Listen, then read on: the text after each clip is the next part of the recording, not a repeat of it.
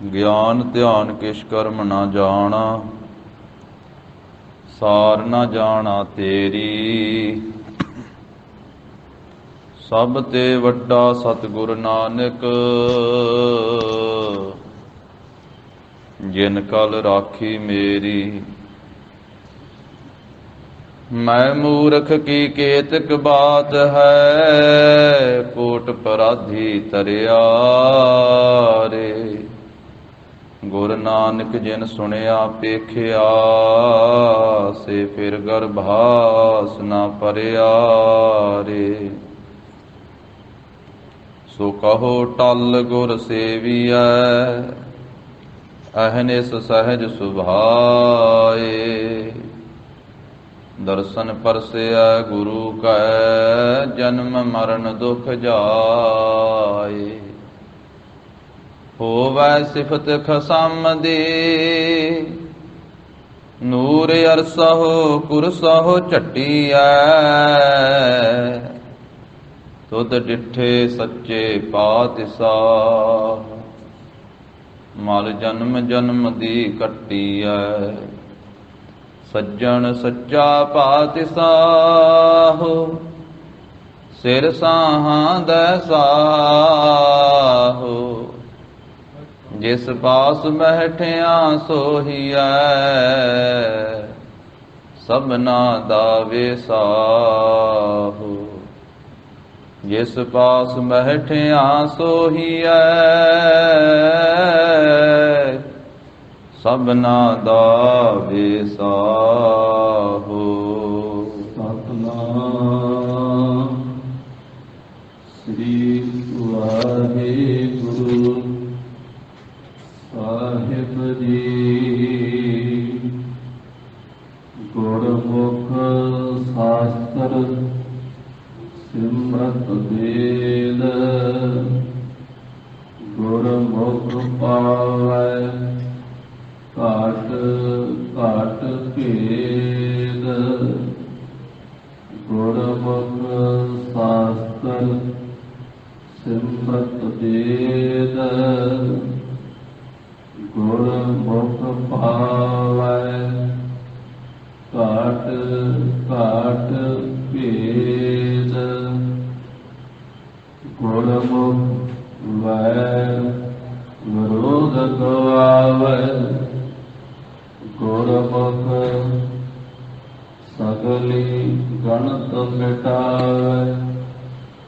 ਗੁਰਮੁਖ ਰਾਮ ਨਾਮ ਰੰਗ ਰਤਾ,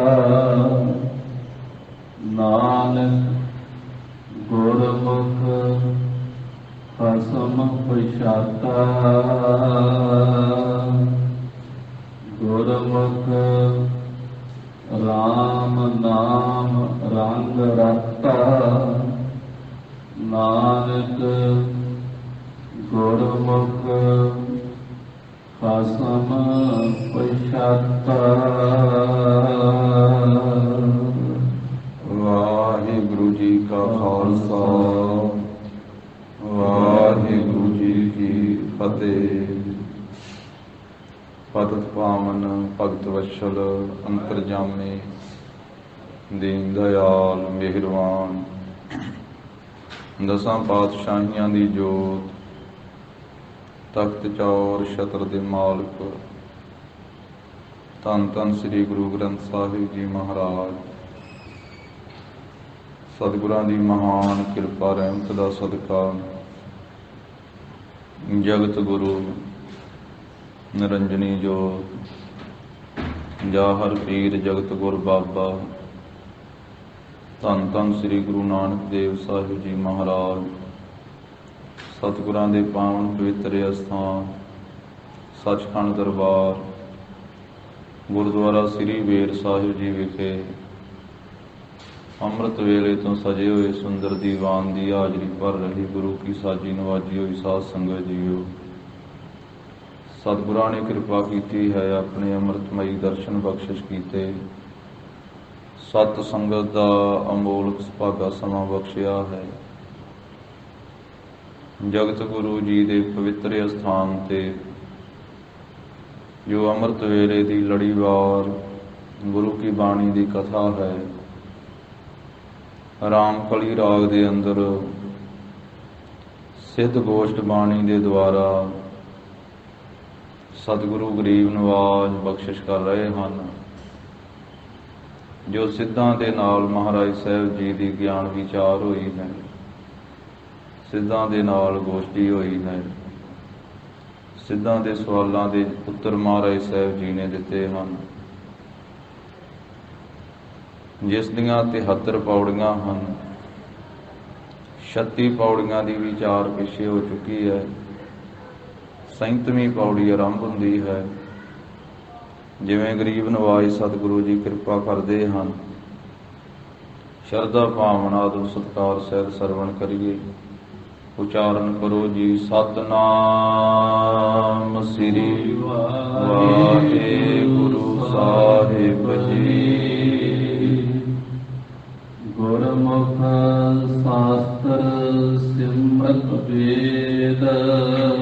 सिद्धां ने महाराज साहब जी के पासों गुरमुखां की अवस्था पुछी है, तो महाराज साहब जी ने कुछ पौड़ियां दे विच गुरमुखां दे बारे कथन किया।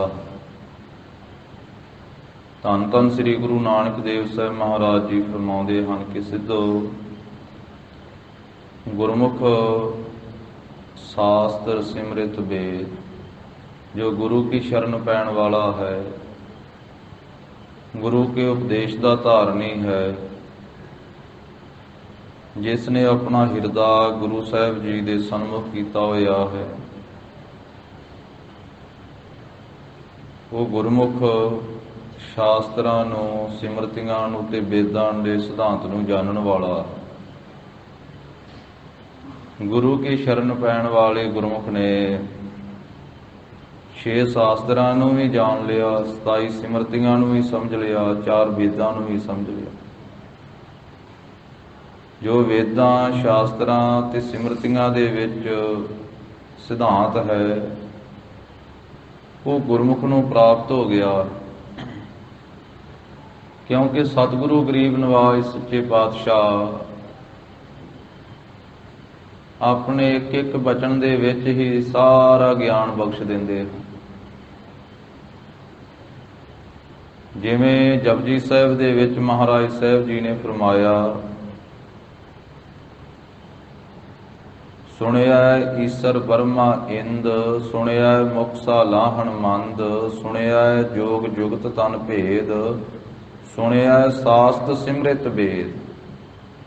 कि नाम दे सरवण करन दे नाल ही शास्त्रां, सिमरतियां ते वेदां नूं जीव ने उस सिद्धांत नूं समझ लिया। जिहड़ी गल वेदां, शास्त्रां, सिमरतियां दे विच है, वो नाम दे सरवण करन दे नाल, नाम दे मनन करन दे नाल ते गुरु के उपदेश दे विचों ही सारे सिद्धांत दी सोझी गुरमुखां नूं हो जांदी है। गुरमुखां ने गुरु साहब जी के पासों ये सारी जानकारी, सारा ज्ञान उपदेश प्राप्त कर लिया कि वेद शास्त्र सिमरतियां की कहते हैं। सिमरित वेद पुराण पुकारन पोथियां, नाम बिना सब कूड़ गाली होशियां। सिमरतियां वेद पुराण भी नाम की ही महिमा कथन करते। ते सतगुरु अपने एक बचन दे विच ही सारा कुछ दस देंदे। बहु शास्त्र बहु सिमरती, पेखे सर्व ढढोल, पूजस नाही हर हरे, नानक नाम अमोल। महाराज कहते बहुते शास्त्रां नूं, बहुतियां सिमरतियां नूं ढंढोल के वेख्या, फरोल के वेख्या, घो के पड़ताल करके वेख्या, नाम दे बराबर कोई भी साधन नहीं पुज सकता। पूजस नाही हर हरे, नानक नाम अमोल, नाम अमोलक है। गुरमुख ने शास्त्रां, सिमरतियां ते वेदां दे सिद्धांत नूं महाराज कहंदे जान लिया, समझ लिया। गुरमुखां दे बचन ही शास्त्रां ते सिमरतियां वेदां वर्गे हन। गुरमुखां नूं ऐसी महाराज साहब जी ने अवस्था बख्श दिती है ਉਹ ਗੁਰਮੁਖ ਸ਼ਾਸਤਰਾਂ ਸਿਮਰਤੀਆਂ ਤੇ ਵੇਦਾਂ ਨੂੰ ਜਾਣਨ ਵਾਲੇ ਹਨ, ਉਹਨਾਂ ਦੇ ਸਿਧਾਂਤ ਨੂੰ ਜਾਣਨ ਵਾਲੇ ਆ। ਗੁਰਮੁਖਾਂ ਦੇ ਬਚਨ ਹੀ ਐਸੇ ਗਿਆਨ ਭਰਪੂਰ ਹਨ। ਗੁਰਮੁਖ ਪਾਵੈ ਘਾਟ ਘਾਟ ਭੇਦ। ਗੁਰਮੁਖ ਪਾ ਲੈਂਦੇ ਹਨ ਉਸ ਭੇਦ ਨੂੰ ਜੋ ਪਰਮੇਸ਼ਰ ਵਾਹਿਗੁਰੂ ਜੀ ਘਟਾ ਘਟਾਂ ਦੇ ਵਿੱਚ ਵਸਿਆ ਹੋਇਆ। ਉਸ ਵਾਹਿਗੁਰੂ ਜੀ ਦੇ ਭੇਦ ਨੂੰ, ਰਾਜ ਨੂੰ ਗੁਰਮੁਖਾਂ ਨੇ ਪ੍ਰਾਪਤ ਕੀਤਾ ਹੈ ਗੁਰੂ ਸਾਹਿਬ ਜੀ ਦੀ ਕਿਰਪਾ ਦੇ ਨਾਲ। ਘਟ ਘਟ ਮੈਂ ਹਰ ਜੂ ਬਸੈ, ਸੰਤਨ ਕਹਿਓ ਪੁਕਾਰ। ਜੋ ਹਰੇਕ ਹਿਰਦੇ ਦੇ ਵਿੱਚ ਵਸਿਆ ਹੋਇਆ ਹੈ ਘਟ ਘਟ ਮੈਂ, ਉਹ ਘਟ ਘਟ ਵਾਸੀ ਸਰਬ ਨਿਵਾਸੀ ਐਸਾ ਜੋ ਪਰਮੇਸ਼ਰ ਵਾਹਿਗੁਰੂ ਹੈ, ਉਸ ਦੇ ਭੇਦ ਨੂੰ ਗੁਰਮੁਖਾਂ ਨੇ ਪ੍ਰਾਪਤ ਕੀਤਾ। ਪਰਮੇਸ਼ਰ ਵਾਹਿਗੁਰੂ ਸਾਰੀਆਂ ਥਾਵਾਂ ਤੇ ਵਿਆਪਕ ਹੈ, ਕੋਈ ਵੀ ਥਾਂ ਉਹਦੇ ਤੋਂ ਖਾਲੀ ਨਹੀਂ। ਜਲ ਥਲ ਮਹੀਲ ਪੂਰਿਆ, ਸੁਆਮੀ ਸਿਰਜਣਹਾਰ। ਅਨਕ ਭਾਂਤ ਹੋਏ ਪਸਰਿਆ, ਨਾਨਕ ਏਕ ਓੰਕਾਰ। ਜੋ ਸਾਰੀ ਸ੍ਰਿਸ਼ਟੀ ਨੂੰ ਪੈਦਾ ਕਰਨ ਵਾਲਾ, ਉਹ ਸਾਰੀ ਸ੍ਰਿਸ਼ਟੀ ਵਿੱਚ ਬੈਠਾ ਵੀ ਹੋਇਆ। ਘਟ ਘਟ ਵਿੱਚ ਉਸੇ ਦਾ ਹੀ ਵਾਸਾ ਹੈ। ਹਿਰਦੇ ਹਿਰਦੇ ਦੇ ਵਿੱਚ, ਸਰੀਰ ਸਰੀਰ ਦੇ ਵਿੱਚ ਉਸੇ ਦੀ ਜੋਤ ਹੈ। ਸਭ ਮਹਿ ਜੋਤ ਜੋਤ ਹੈ ਸੋਏ, ਇਸ ਕੈ ਚਾਨਣ ਸਭ ਮਹਿ ਚਾਨਣ ਹੋਏ। ਜੋ ਸਾਰੇ ਕਾਰਨਾਂ ਨੂੰ ਕਰਨ ਵਾਲਾ ਹੈ, ਉਹਦੇ ਤੋਂ ਬਿਨਾਂ ਦੂਜਾ ਕੋਈ ਨਹੀਂ ਹੈ। ਮਹਾਰਾਜ ਕਹਿੰਦੇ ਬਲਿਹਾਰ ਜਾਈਏ ਉਸ ਪ੍ਰਭੂ ਤੋਂ ਜੋ ਸਾਰੇ ਥਾਵਾਂ ਤੇ ਵਸਿਆ ਹੋਇਆ ਹੈ। ਜਲ ਵਿੱਚ ਵੀ ਹੈ, ਥਲ ਵਿੱਚ ਵੀ ਹੈ, ਧਰਤੀ ਆਕਾਸ਼ ਵਿੱਚ ਵੀ ਵਿਆਪਕ ਹੈ। ਐਸੇ ਪਰਮੇਸ਼ਰ ਵਾਹਿਗੁਰੂ ਜੀ ਦੇ ਭੇਦ ਨੂੰ ਗੁਰਮੁਖਾਂ ਨੇ ਪ੍ਰਾਪਤ ਕੀਤਾ ਹੈ। ਗੁਰਮੁਖਾਂ ਨੇ ਜਾਣਿਆ ਹੈ ਕਿ ਉਹ ਪਰਮੇਸ਼ਰ ਸਾਰੀਆਂ ਥਾਵਾਂ ਤੇ ਵਿਆਪਕ ਹੈ। ਕਰਨ ਕਾਰਨ ਪ੍ਰਭ ਏਕ ਹੈ, ਕਰਨ ਕਾਰਨ ਪ੍ਰਭ ਏਕ ਹੈ। ਕਰਨ ਪ੍ਰਭ ਏਕ ਹੈ, ਕਰਨ ਕਾਰਨ ਪ੍ਰਭ ਏਕ ਹੈ। ਦੂਸਰ ਨਾਹੀ ਕੋਏ, ਦੂਸਰ ਨਾਹੀ ਕੋਏ। ਦੂਸਰ ਨਾਹੀ ਕੋਏ, ਦੂਸਰ ਨਾਹੀ ਕੋਏ। ਨਾਨਕ ਤਿਸ ਬਲਿਹਾਰਣੈ, ਨਾਨਕ ਤਿਸ ਬਲਿਹਾਰਣੈ। ਨਾਨਕ ਤਿਸ ਬਲਿਹਾਰਣੈ, ਨਾਨਕ ਤਿਸ ਬਲਿਹਾਰਣੈ। ਜਲ ਥਲ ਮਹੀਲ ਸੋਏ, ਜਲ ਥਲ ਮਹੀਲ ਸੋਏ। ਜਲ ਮਹੀਲ ਸੋਏ, ਜਲ ਥਲ ਮਹੀਲ ਸੋਏ। ਜਲ ਥਲ ਮਹੀਲ ਪੂਰਿਆ, ਜਲ ਥਲ ਮਹੀਲ ਪੂਰਿਆ। ਜਲ ਥਲ ਮਹੀਲ ਪੂਰਿਆ, ਜਲ ਥਲ ਮਹੀਲ ਪੂਰਿਆ। ਸੁਆਮੀ ਸਿਰਜਨਹਾਰ, ਸੁਆਮੀ ਸਿਰਜਨਹਾਰ। ਸੁਆਮੀ ਸਿਰਜਨਹਾਰ, ਸੁਆਮੀ ਸਿਰਜਨਹਾਰ। ਅਨਕ ਭਾਂਤ ਹੋਏ ਪਸਰਿਆ, ਅਨਕ ਭਾਂਤ ਹੋਏ ਪਸਰਿਆ। ਅਨਕ ਭਾਂਤ ਹੋਏ ਪਸਰਿਆ, ਅਨਕ ਭਾਂਤ ਹੋਏ ਪਸਰਿਆ। ਨਾਨਕ ਏਕ ਓੰਕਾਰ, ਨਾਨਕ ਏਕ ਓੰਕਾਰ। ਨਾਨਕ ਏਕ ਓੰਕਾਰ, ਨਾਨਕ ਏਕ ਓੰਕਾਰ। ਜਲ ਥਲ ਮਹੀਲ ਪੂਰਿਆ, ਰਵਿਆ ਵਿੱਚ ਵਣਾ। ਜਲ ਵਿੱਚ ਵੀ ਵਾਸਾ ਹੈ ਵਾਹਿਗੁਰੂ ਜੀ ਦਾ, ਥਲ ਵਿੱਚ ਵੀ, ਮਹੀ ਧਰਤੀ ਵਿੱਚ ਵੀ, ਅਲ ਆਕਾਸ਼ ਵਿੱਚ ਵੀ, ਤੇ ਵਣਾ ਜੰਗਲਾਂ ਦੇ ਵਿੱਚ ਵੀ ਵਿਆਪਕ ਹੈ। ਰਵਿਆ ਵਿੱਚ ਵਣਾ, ਜੋ ਪਰਮੇਸ਼ਰ ਸਾਰੇ ਥਾਵਾਂ ਤੇ ਵਿਆਪਕ ਹੈ। ਧੰਨ ਸ੍ਰੀ ਗੁਰੂ ਨਾਨਕ ਦੇਵ ਸਾਹਿਬ ਮਹਾਰਾਜ ਜੀ ਕਹਿੰਦੇ, ਸਿੱਧੋ ਉਸ ਪਰਮੇਸ਼ਰ ਦੇ ਇਸ ਭੇਦ ਨੂੰ ਜੋ ਸਾਰੇ ਘਟਾਂ ਘਟਾਂ ਦੇ ਵਿੱਚ ਵਸਦਾ ਹੈ, ਗੁਰਮੁਖਾਂ ਨੇ ਜਾਣਿਆ, ਗੁਰੂ ਕੀ ਸ਼ਰਨ ਪੈਣ ਵਾਲਿਆਂ ਨੇ ਜਾਣਿਆ।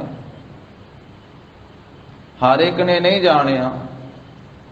ਇਹ ਵੀ ਬਚਨ ਅੰਮ੍ਰਿਤ ਬਾਣੀ ਚ ਸਤਿਗੁਰਾਂ ਨੇ ਕਹੇ ਕਿ ਵਾਹਿਗੁਰੂ ਤੂੰ ਜੀਵ ਦੇ ਅੰਦਰ ਵਸਦਾ ਹੈ, ਪਰ ਇਹ ਗਵਾਰ ਜੀਵ, ਬੇਸਮਝ ਜੀਵ ਤੈਨੂੰ ਜਾਣਦਾ ਹੀ ਨਹੀਂ ਹੈ।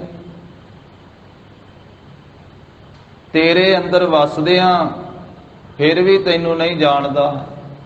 ਤੇਰੇ ਕਰਕੇ ਇਹਦਾ ਸਰੀਰ ਚੱਲਦਾ, ਤੇਰੇ ਕਰਕੇ ਇਹ ਸਾਰੀ ਕਿਰਿਆ ਕਰਦਾ ਜੀਵ। ਤੂੰ ਹਿਰਦੈ ਗੁਪਤ ਵਸਹਿ ਦਿਨ ਰਾਤੀ, ਤੇਰਾ ਭਾਉ ਨਾ ਬੁੱਝੈ ਗਵਾਰੀ। ਤੇਰੇ ਪ੍ਰੇਮ ਨੂੰ, ਤੇਰੇ ਭਾਵ ਨੂੰ ਇਹ ਗਵਾਰ ਜੀਵ ਬੁੱਝਦਾ ਹੀ ਨਹੀਂ ਹੈ, ਸਮਝਦਾ ਹੀ ਨਹੀਂ ਹੈ। ਪਰ ਬੁੱਝਿਆ ਕਿਸਨੇ ਹੈ? ਜਿਹੜਾ ਗੁਰੂ ਕੀ ਸ਼ਰਨ ਵਿੱਚ ਪਿਆ, ਗੁਰੂ ਸਾਹਿਬ ਜੀ ਦੁਆਰਾ ਜਾਣਿਆ ਜਾਂਦਾ ਹੈ। ਸੋ ਅੰਤਰ ਸੋ ਬਾਹਰ ਅਨੰਤ, ਘਟ ਘਟ ਵਿਆਪ ਰਹਿਆ ਭਗਵੰਤ। ਗੁਰਮੁਖ ਘਟ ਘਟ ਪਾਵੈ ਭੇਦ, ਘਟ ਘਟ ਵਿਆਪ ਰਹਿਆ ਭਗਵੰਤ। ਧਰਨ ਮਾਹੇ ਆਕਾਸ ਪਏ ਆਲ, ਸਰਬ ਲੋਕ ਪੂਰਨ ਪ੍ਰਤਿਪਾਲ। ਬਨ ਤਿਨ ਪਰਬਤ ਹੈ ਪਾਰ ਬ੍ਰਹਮ, ਜੈਸੀ ਆਗਿਆ ਤੈਸਾ ਕਰਮ। ਪੌਣ ਪਾਣੀ ਬੈ ਸੰਤਰ ਮਾਹੇ, ਚਾਰ ਕੁੰਟ ਦਹਿ ਦਿਸੇ ਸਮਾਹੇ। ਤਿਸ ਤੇ ਭਿੰਨ ਨਹੀਂ ਕੋ ਠਾਓ, ਗੁਰ ਪ੍ਰਸਾਦ ਨਾਨਕ ਸੁਖ ਪਾਓ। ਤਿਸ ਤੇ ਭਿੰਨ ਨਹੀਂ ਕੋ ਠਾਓ, ਤਿਸ ਪ੍ਰਭੂ ਤੋਂ ਭਿੰਨ ਤਾਂ ਕੋਈ ਦੂਜਾ ਥਾਂ ਹੀ ਨਹੀਂ, ਉਹਦੇ ਤੋਂ ਵੱਖਰਾ ਕੋਈ ਥਾਂ ਹੀ ਨਹੀਂ ਹੈ। ਉਹ ਸਾਰਿਆਂ ਥਾਵਾਂ ਤੇ ਵਿਆਪਕ ਹੈ। ਪਰ ਮਾਰੇ ਕਹਿੰਦੇ ਉਹ ਸੁਖ ਸਰੂਪ ਗੁਰੂ ਦੀ ਕਿਰਪਾ ਨਾਲ ਪ੍ਰਾਪਤ ਹੁੰਦਾ। ਉਹ ਪਰਮੇਸ਼ਰ ਸਾਰਿਆਂ ਥਾਵਾਂ ਤੇ ਜੋ ਵਿਆਪਕ ਹੈ, ਇਸ ਤਰ੍ਹਾਂ ਵਿਆਪਕ ਹੈ, ਇਸ ਤਰ੍ਹਾਂ ਵਸ ਰਿਹਾ ਹੈ ਜਿਵੇਂ ਸਾਰੀ ਬਨਸਪਤੀ ਦੇ ਵਿੱਚ ਅੱਗ ਵਿਆਪਕ ਹੈ, ਜਿਵੇਂ ਸਾਰੇ ਦੁੱਧ ਦੇ ਵਿੱਚ ਘਿਓ ਵਿਆਪਕ ਹੈ। ਪਰ ਪ੍ਰਗਟ ਅੱਗ ਕਦੋਂ ਹੁੰਦੀ? ਜਦੋਂ ਬਾਹਰੋਂ ਪ੍ਰਗਟ ਕੀਤੀ ਜਾਂਦੀ ਹੈ। ਬਾਹਰੋਂ ਲੱਕੜ ਨੂੰ ਅੱਗ ਲਾਈ ਜਾਂਦੀ, ਫਿਰ ਵਿਚਲੀ ਅੱਗ ਜਿਹੜੀ ਉਹ ਪ੍ਰਗਟ ਹੁੰਦੀ ਹੈ। ਦੁੱਧ ਦੀ ਬੂੰਦ ਬੂੰਦ ਦੇ ਵਿੱਚ ਘਿਓ ਹੈ, ਪਰ ਜਦੋਂ ਬਾਹਰੋਂ ਜਾਗ ਲਾਇਆ ਜਾਂਦਾ ਹੈ ਤੇ ਫਿਰ ਉਹ ਘਿਓ ਯਤਨ ਦੇ ਨਾਲ, ਮਿਹਨਤ ਮੁਸ਼ੱਕਤ ਦੇ ਨਾਲ ਪ੍ਰਗਟ ਹੁੰਦਾ ਹੈ। ਸਗਲ ਬਨਸਪਤ ਮਹਿ ਬੈ ਸੰਤਰ, ਸਗਲ ਦੂਧ ਮਹਿ ਕੀਆ। ਊਚ ਨੀਚ ਮਹਿ ਜੋਤ ਸਮਾਣੀ, ਘਟ ਘਟ ਮਾਧਵ ਜੀਆ। ਪ੍ਰਭੂ ਦੀ ਜੋਤ ਸਾਰਿਆਂ ਦੇ ਵਿੱਚ ਸਮਾਈ ਹੋਈ ਹੈ। ਕੋਈ ਉੱਚਾ ਹੈ, ਕੋਈ ਨੀਵਾਂ ਹੈ, ਕੋਈ ਅਮੀਰ ਹੈ, ਕੋਈ ਗਰੀਬ ਹੈ, ਕੋਈ ਪੜ੍ਹਿਆ ਹੈ, ਕੋਈ ਅਨਪੜ੍ਹ ਹੈ। ਹਰ ਇੱਕ ਦੇ ਵਿੱਚ ਪ੍ਰਭੂ ਦੀ ਜੋਤ ਵਿਆਪਕ ਹੈ। ਸਭ ਮਹਿ ਜੋਤ ਜੋਤ ਹੈ ਸੋਏ, ਤਿਸ ਕੈ ਚਾਨਣ ਸਭ ਮਹਿ ਚਾਨਣ ਹੋਏ। ਪਰ ਗੁਰਮੁਖਾਂ ਨੇ ਇਸ ਭੇਦ ਨੂੰ ਪ੍ਰਾਪਤ ਕੀਤਾ ਹੈ, ਇਸ ਗੁੱਝੇ ਰਾਜ ਨੂੰ ਪ੍ਰਾਪਤ ਕੀਤਾ ਹੈ ਕਿ ਪਰਮੇਸ਼ਰ ਵਾਹਿਗੁਰੂ ਜੀ ਘਟਾ ਘਟਾਂ ਦੇ ਵਿੱਚ ਵਸ ਰਹੇ ਹਨ। ਗੁਰਮੁਖ ਵੈਰ ਵਿਰੋਧ ਗਵਾਵੈ। ਇਹ ਸਿੱਧੋ ਗੁਰਮੁਖਾਂ ਦੀ ਇਹ ਅਵਸਥਾ ਹੈ ਕਿ ਗੁਰਮੁਖ ਵੈਰ ਵੀ ਗਵਾ ਦਿੰਦਾ ਹੈ ਤੇ ਵਿਰੋਧ ਵੀ ਗਵਾ ਦਿੰਦਾ ਹੈ। ਗੁਰਮੁਖ ਵੈਰ ਵਿਰੋਧ ਨਹੀਂ ਕਰਦਾ। ਵੈਰ ਹੁੰਦਾ ਹੈ ਪੁਰਾਣਾ, ਜਿਹੜਾ ਪੀੜ੍ਹੀਆਂ ਦਾ ਚੱਲਿਆ ਆਉਂਦਾ, ਤੇ ਵਿਰੋਧ ਹੁੰਦਾ ਹੈ ਨਵਾਂ ਨਵਾਂ, ਹਰ ਇੱਕ ਗੱਲ ਦੇ ਉੱਤੇ ਵਿਰੋਧ ਕਰਨਾ, ਰੋਜ਼ ਨਵਾਂ ਨਵਾਂ ਵਿਰੋਧ ਕਰਨਾ। ਨਵੇਂ ਵੈਰ ਨੂੰ ਵਿਰੋਧ ਕਿਹਾ ਜਾਂਦਾ ਹੈ, ਜਿਹੜਾ ਪੁਰਾਣਾ ਹੋਵੇ ਉਹਨੂੰ ਵੈਰ ਕਿਹਾ ਜਾਂਦਾ। ਕਹਿੰਦੇ ਆ ਨਾ, ਕਹਿੰਦੇ ਵੀ ਇਹ ਤਾਂ ਵੈਰ ਜਿਹੜਾ ਹੈ ਸਾਡੀਆਂ ਤਿੰਨਾਂ ਪੀੜ੍ਹੀਆਂ ਦਾ ਚੱਲਿਆ ਆਉਂਦਾ। ਐਸੇ ਵੀ ਸੰਸਾਰ ਦੇ ਵਿੱਚ ਕਿਹਾ ਜਾਂਦਾ ਹੈ, ਸੁਣਿਆ ਜਾਂਦਾ। ਇਹ ਤਾਂ ਕਹਿੰਦੇ ਵੀ ਬਹੁਤ ਪੁਰਾਣਾ ਸਾਡਾ ਵੈਰ ਚੱਲਿਆ ਆਉਂਦਾ। ਵੈਰ ਜਿਵੇਂ ਬਿੱਲੀਆਂ ਦਾ ਤੇ ਚੂਹਿਆਂ ਦੇ ਨਾਲ ਹੈ, ਇਹ ਵੈਰ ਹੈ, ਲਗਾਤਾਰ ਚੱਲਿਆ ਆਉਂਦਾ। ਜਿਵੇਂ ਕਸਾਈਆਂ ਦਾ ਬੱਕਰੀਆਂ ਦੇ ਨਾਲ ਲਗਾਤਾਰ ਚੱਲਿਆ ਆਉਂਦਾ, ਇਹ ਵੈਰ ਹੈ। ਜਿਹੜਾ ਨਵਾਂ ਕੀਤਾ ਜਾਵੇ ਉਹ ਵਿਰੋਧ ਹੈ। ਪਰ ਮਹਾਰਾਜ ਕਹਿੰਦੇ ਗੁਰਮੁਖ ਪੁਰਾਣਾ ਵੈਰ ਵੀ ਗਵਾ ਦਿੰਦਾ ਹੈ ਤੇ ਨਵੇਂ ਵਿਰੋਧ ਜਿਹੜਾ ਹੈ ਵਿਰੋਧ ਕਰਨਾ। ਇਹ ਵੈਰ ਵਿਰੋਧ ਦੋਨਾਂ ਨੂੰ ਗੁਰਮੁਖ ਗਵਾ ਦਿੰਦਾ ਹੈ। ਨਾ ਨਵਾਂ ਵੈਰ ਕਰਦਾ ਹੈ, ਨਾ ਪੁਰਾਣਾ ਵੈਰ ਰੱਖਦਾ। ਇਹ ਗੁਰਮੁਖ ਦੀ ਅਵਸਥਾ ਹੈ, ਨਾਮ ਜਪਣ ਵਾਲੇ ਦੀ ਅਵਸਥਾ ਹੈ, ਗੁਰੂ ਕੀ ਸ਼ਰਨ ਪੈਣ ਵਾਲੇ ਦੀ ਅਵਸਥਾ ਹੈ। ਉਹ ਵੈਰ ਵਿਰੋਧ ਨਹੀਂ ਰੱਖਦਾ, ਈਰਖਾ ਨਫ਼ਰਤ ਨਹੀਂ ਰੱਖਦਾ ਹਿਰਦੇ ਦੇ ਵਿੱਚ। ਗੁਰਮੁਖ ਵੈਰ ਵਿਰੋਧ ਗਵਾਵੇ। ਕਿਉਂਕਿ ਮਹਾਰਾਜ ਸਾਹਿਬ ਜੀ ਕਹਿੰਦੇ ਭਾਈ ਕਿ ਵੈਰ ਕਿਹਦੇ ਨਾਲ ਕਰਨਾ ਹੈ? ਹਰ ਇੱਕ ਦੇ ਹਿਰਦੇ ਦੇ ਵਿੱਚ ਤਾਂ ਪ੍ਰਮਾਤਮਾ ਹੀ ਵਸਿਆ ਹੋਇਆ। ਵਾਵਾ ਵੈਰ ਨਾ ਕਰੀਏ ਕਾਹੂ, ਘਟ ਘਟ ਅੰਤਰ ਬ੍ਰਹਮ ਸਮਾਹੂ। ਘਟਾ ਘਟਾਂ ਦੇ ਵਿੱਚ ਹਿਰਦੇ ਦੇ ਵਿੱਚ ਤਾਂ ਉਹ ਬ੍ਰਹਮ ਹੀ ਸਮਾਇਆ ਹੋਇਆ। ਸਾਰਿਆਂ ਵਿੱਚ ਆਤਮਾ ਤੇ ਇੱਕੋ ਜਿਹੀ ਹੈ। ਕਿਹਦੇ ਨਾਲ ਵੈਰ ਕਰਨਾ? ਗੁਰਮੁਖ ਵੈਰ ਨਹੀਂ ਕਰਦੇ। ਜਿਵੇਂ ਸਤਿਗੁਰਾਂ ਦੀ ਅਵਸਥਾ ਹੈ ਨਾ, ਨਿਰਭਉ ਤੇ ਨਿਰਵੈਰ। ਨਿਰਭਉ ਡਰ ਤੋਂ ਰਹਿ ਤੇ ਨਿਰਵੈਰ ਵੈਰ ਤੋਂ ਰਹਿ। ਸਤਿਗੁਰਾਂ ਦਾ ਕਿਸੇ ਨਾਲ ਵੀ ਕੋਈ ਵੈਰ ਨਹੀਂ। ਪਰ ਸੰਸਾਰ ਦੇ ਵਿੱਚ ਐਸਾ ਵੀ ਚੱਲਦਾ ਹੈ ਜਿਹੜਾ ਕਿਸੇ ਨਾਲ ਵੀ ਵੈਰ ਨਾ ਕਰੇ, ਦੁਨੀਆ ਉਹਦੇ ਨਾਲ ਵੀ ਵੈਰ ਕਰਦੀ ਹੈ। ਧੰਨ ਸ੍ਰੀ ਗੁਰੂ ਨਾਨਕ ਦੇਵ ਸਾਹਿਬ ਮਹਾਰਾਜ ਸਾਹਿਬ ਜੀ ਦਾ ਕਿਹਦੇ ਨਾਲ ਵੈਰ? ਸਾਧ ਸੰਗਤ ਜੀ, ਮਹਾਰਾਜ ਸਾਹਿਬ ਤੇ ਆਏ ਸੰਸਾਰ ਦਾ ਭਲਾ ਕਰਨ ਵਾਸਤੇ, ਸੰਸਾਰ ਨੂੰ ਨਾਮ ਨਾਲ ਜੋੜਨ ਵਾਸਤੇ। ਮਹਾਰਾਜ ਸਾਹਿਬ ਜੀ ਆਏ ਸੰਸਾਰ ਨੂੰ ਤਾਰਨ ਵਾਸਤੇ। ਆਪ ਪਰਮੇਸ਼ਰ ਆਦਿ ਨਿਰੰਜਨ ਹੈ, ਗੁਰੂ ਨਾਨਕ ਧਾਰ ਕੈ ਮੂਰਤ ਹੈ ਜਗ ਆਇਓ। ਲੋਕ ਸੁਣਿਓ ਪਰ ਲੋਕ ਸੁਣਿਓ, ਵਿਦ ਲੋਕ ਸੁਣਿਓ, ਸਭ ਦਰਸ਼ਨ ਪਾਇਓ। ਸੰਗਤ ਪਾਰਿ ਉਤਾਰਨ ਕਉ, ਗੁਰੂ ਨਾਨਕ ਸਾਹਿਬ ਪੰਥ ਚਲਾਇਓ। ਵਾਹਿਗੁਰੂ ਗੁਰੂ ਨਾਨਕ ਸਾਹਿਬ ਧਾਰ ਕੈ ਮੂਰਤ ਹੈ ਜਗ ਆਇਓ। ਵਾਹਿਗੁਰੂ ਨੇ ਆਪ ਗੁਰੂ ਨਾਨਕ ਸਾਹਿਬ ਸਰੂਪ ਧਾਰਨ ਕੀਤਾ ਸੰਸਾਰ ਨੂੰ ਤਾਰਨ ਵਾਸਤੇ। ਆਪ ਮੁਕਤਾ ਤੇ ਸੰਸਾਰ ਦੇ ਬੰਧਨ ਕੱਟਣ ਵਾਸਤੇ, ਸੰਸਾਰ ਨੂੰ ਮੁਕਤੀ ਦੇਣ ਵਾਸਤੇ ਬਾਬਾ ਜੀ ਆਏ। ਨਾਰਾਇਣ ਨਰਪਤ ਨਮਸਕਾਰੈ, ਐਸੇ ਗੁਰ ਕਉ ਬਲ ਬਲ ਜਾਈਐ। ਆਪ ਮੁਕਤ ਮੋਹਿ ਤਾਰੈ। ਭੁੱਲਿਆਂ ਨੂੰ, ਭਟਕਿਆਂ ਨੂੰ, ਰਾਇਓ ਪੁਰਾਏ ਪਿਆ ਹੋਇਆਂ ਨੂੰ ਪਰਮੇਸ਼ਰ ਦੇ ਭਾਵ ਭਗਤੀ ਦੇ ਸਿੱਧੇ ਪੱਧਰੇ ਰਾਹ ਤੇ ਪਾਉਣ ਵਾਸਤੇ ਮਹਾਰਾਜ ਸਾਹਿਬ ਸੰਸਾਰ ਵਿੱਚ ਆਏ। ਤਾਂ ਹੀ ਆਖਿਆ ਨਾ ਗੁਰਬਾਣੀ ਦੇ ਵਿੱਚ, ਭੂਲੇ ਮਾਰਗ ਜਿਨਹਿ ਬਤਾਇਆ, ਭੂਲੇ ਮਾਰਗ ਜਿਨਹਿ ਬਤਾਇਆ। ਭੂਲੇ ਮਾਰਗ ਜਿਨਹਿ ਬਤਾਇਆ, ਭੂਲੇ ਮਾਰਗ ਜਿਨਹਿ ਬਤਾਇਆ। ਐਸਾ ਗੁਰ ਵੱਡ ਭਾਗੀ ਪਾਇਆ, ਐਸਾ ਗੁਰ ਵੱਡ ਭਾਗੀ ਪਾਇਆ। ਐਸਾ ਗੁਰ ਵੱਡ ਭਾਗੀ ਪਾਇਆ, ਐਸਾ ਗੁਰ ਵੱਡ ਭਾਗੀ ਪਾਇਆ। ਐਸਾ ਗੁਰ ਵੱਡ ਭਾਗੇ ਪਾਇਆ, ਐਸਾ ਗੁਰ ਵੱਡ ਭਾਗੇ ਪਾਇਆ। ਐਸਾ ਗੁਰ ਵੱਡ ਭਾਗੀ ਪਾਇਆ, ਐਸਾ ਗੁਰ ਵੱਡ ਭਾਗੀ ਪਾਇਆ। ਤੇ ਸਤਿਗੁਰਾਂ ਦੇ ਨਾਲ ਵੀ ਦੁਨੀਆਦਾਰਾਂ ਨੇ ਵੈਰ ਵਿਰੋਧ ਕੀਤਾ। ਇੱਥੇ ਸੁਲਤਾਨਪੁਰ ਲੋਧੀ ਦੀ ਧਰਤੀ ਤੇ ਸਤਿਗੁਰੂ ਜੀ ਬਖਸ਼ਿਸ਼ਾਂ ਵਰਤਾ ਰਹੇ ਆ।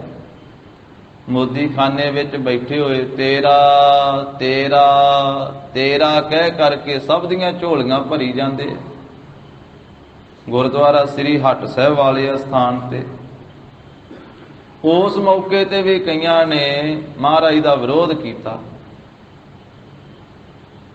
ਕਈਆਂ ਨੇ ਭਾਈਆ ਜੈ ਰਾਮ ਜੀ ਨੂੰ ਜਾ ਕੇ ਆਖਿਆ, ਕਈਆਂ ਨੇ ਬੇਬੇ ਨਾਨਕੀ ਜੀ ਨੂੰ ਜਾ ਕੇ ਆਖਿਆ, ਤੇ ਕਈਆਂ ਨੇ ਦੌਲਤ ਖਾਂ ਲੋਧੀ ਨੂੰ ਜਾ ਕੇ ਆਖਿਆ।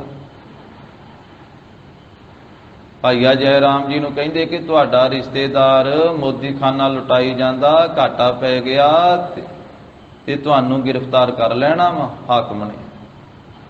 ਬੇਬੇ ਜੀ ਨੂੰ ਵੀ ਆਖਿਆ। ਤੇ ਕਈ ਇਥੋਂ ਤੀਕ ਇਹ ਗੱਲ ਉੱਡਦੀ ਉੱਡਦੀ ਰਾਏ ਭੋਏ ਦੀ ਤਲਵੰਡੀ ਵੀ ਪਹੁੰਚ ਗਈ, ਮਹਾਰਾਜ ਦੇ ਪਿਤਾ ਮਹਿਤਾ ਕਲਿਆਣ ਚੰਦ ਜੀ ਦੇ ਪਾਸ ਵੀ। ਕਿ ਤੁਹਾਡੇ ਪੁੱਤਰ ਸ੍ਰੀ ਨਾਨਕ ਜੀ ਉਹ ਤਾਂ ਮੋਦੀ ਖਾਨੇ ਦੇ ਵਿੱਚ ਸਾਰਿਆਂ ਨੂੰ ਹੀ ਸੌਦਾ ਲੁਟਾਈ ਜਾਂਦੇ। ਇਤਿਹਾਸ ਵਿੱਚ ਲਿਖਿਆ ਮਹਾਰਾਜ ਦੇ ਪਿਤਾ ਜੀ ਨੇ ਭਾਈ ਮਰਦਾਨਾ ਜੀ ਨੂੰ ਭੇਜਿਆ ਕਿ ਜਾ ਭਾਈ ਮਰਦਾਨੇ ਪਤਾ ਲੈ ਕੇ ਆ ਸ੍ਰੀ ਨਾਨਕ ਜੀ ਕੀ ਕਰਦੇ। ਭਾਈ ਮਰਦਾਨਾ ਜੀ ਇੱਥੇ ਆਏ। ਮਹਾਰਾਜ ਦੇ ਪਿਤਾ ਜੀ ਆਪ ਵੀ ਆਉਂਦੇ ਰਹੇ, ਕਹਿ ਕੇ ਵੀ ਜਾਂਦੇ ਰਹੇ ਕਿ ਪੁੱਤਰ ਸ੍ਰੀ ਨਾਨਕ ਹੁਣ ਤੂੰ ਕਿਰਤ ਕਮਾਈ ਕਰਨ ਲੱਗਾ ਤੇ 4 ਪੈਸੇ ਜੋੜ ਲਾ, ਐਸਾ ਵੀ ਆਖਿਆ।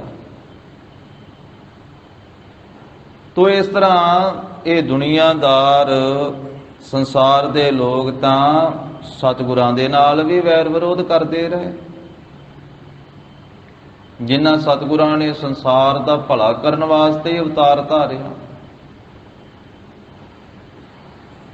ਮਹਾਰਾਜ ਸਾਹਿਬ ਜੀ ਦੀ ਬੇਬੇ ਜੀ ਨੇ ਗੁਰੂ ਸਾਹਿਬ ਜੀ ਨੂੰ ਸੱਦਾ ਭੇਜਿਆ, ਦਾਸੀ ਨੂੰ ਭੇਜ ਕੇ ਕਿ ਵੀਰ ਜੀ ਨੂੰ ਕਹੋ ਘਰੇ ਆ ਕੇ ਦਰਸ਼ਨ ਦੇ ਜਾਣ।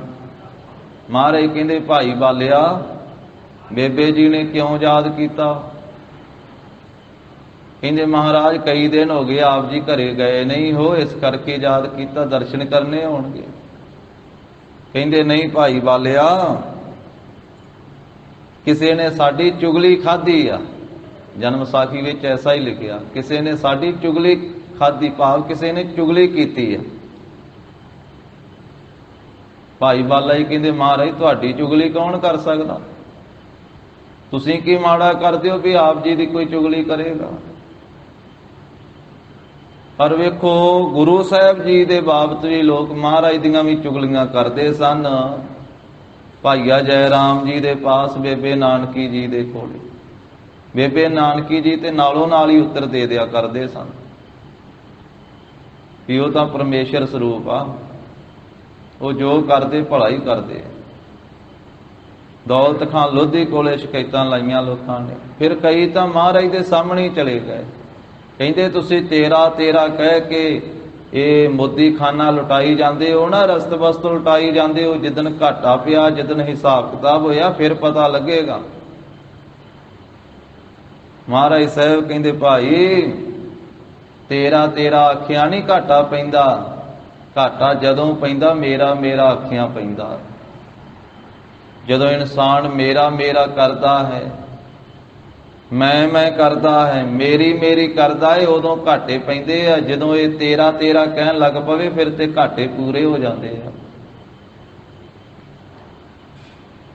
ਤੇ ਸਤਿਗੁਰੂ ਜੀ ਨੇ 4 ਚੱਕਾਂ ਦੇ ਵਿੱਚ ਉਪਦੇਸ਼ ਦਿੱਤਾ। ਬਾਬੇ ਤਾਰੇ 4 ਚੱਕ 9 ਖੰਡ ਪ੍ਰਿਥਵੀ ਸੱਚਾ ਢੋਆ। ਤੇ ਅਣਜਾਣ ਲੋਕਾਂ ਨੇ, ਜਿਨ੍ਹਾਂ ਨੇ ਮਹਾਰਾਜ ਦੀ ਮਹਿਮਾ ਨਾ ਜਾਣੀ, ਕਈਆਂ ਨੇ ਆਪਣੇ ਪਿੰਡ ਵਿੱਚ ਹੀ ਨਾ ਬੈਠਣ ਦਿੱਤਾ ਗੁਰੂ ਸਾਹਿਬ ਜੀ। ਐਸਾ ਵੀ ਇਤਿਹਾਸ ਵਿੱਚ ਆਇਆ। ਉਹ ਕਹਿੰਦੇ ਆ ਜੀ ਅਗਲੇ ਪਿੰਡ ਚਲੇ ਜਾਓ, ਇੱਥੇ ਨਾ ਬੈਠੋ। ਕਈਆਂ ਨੇ ਵੱਟੇ ਵੀ ਮਾਰੇ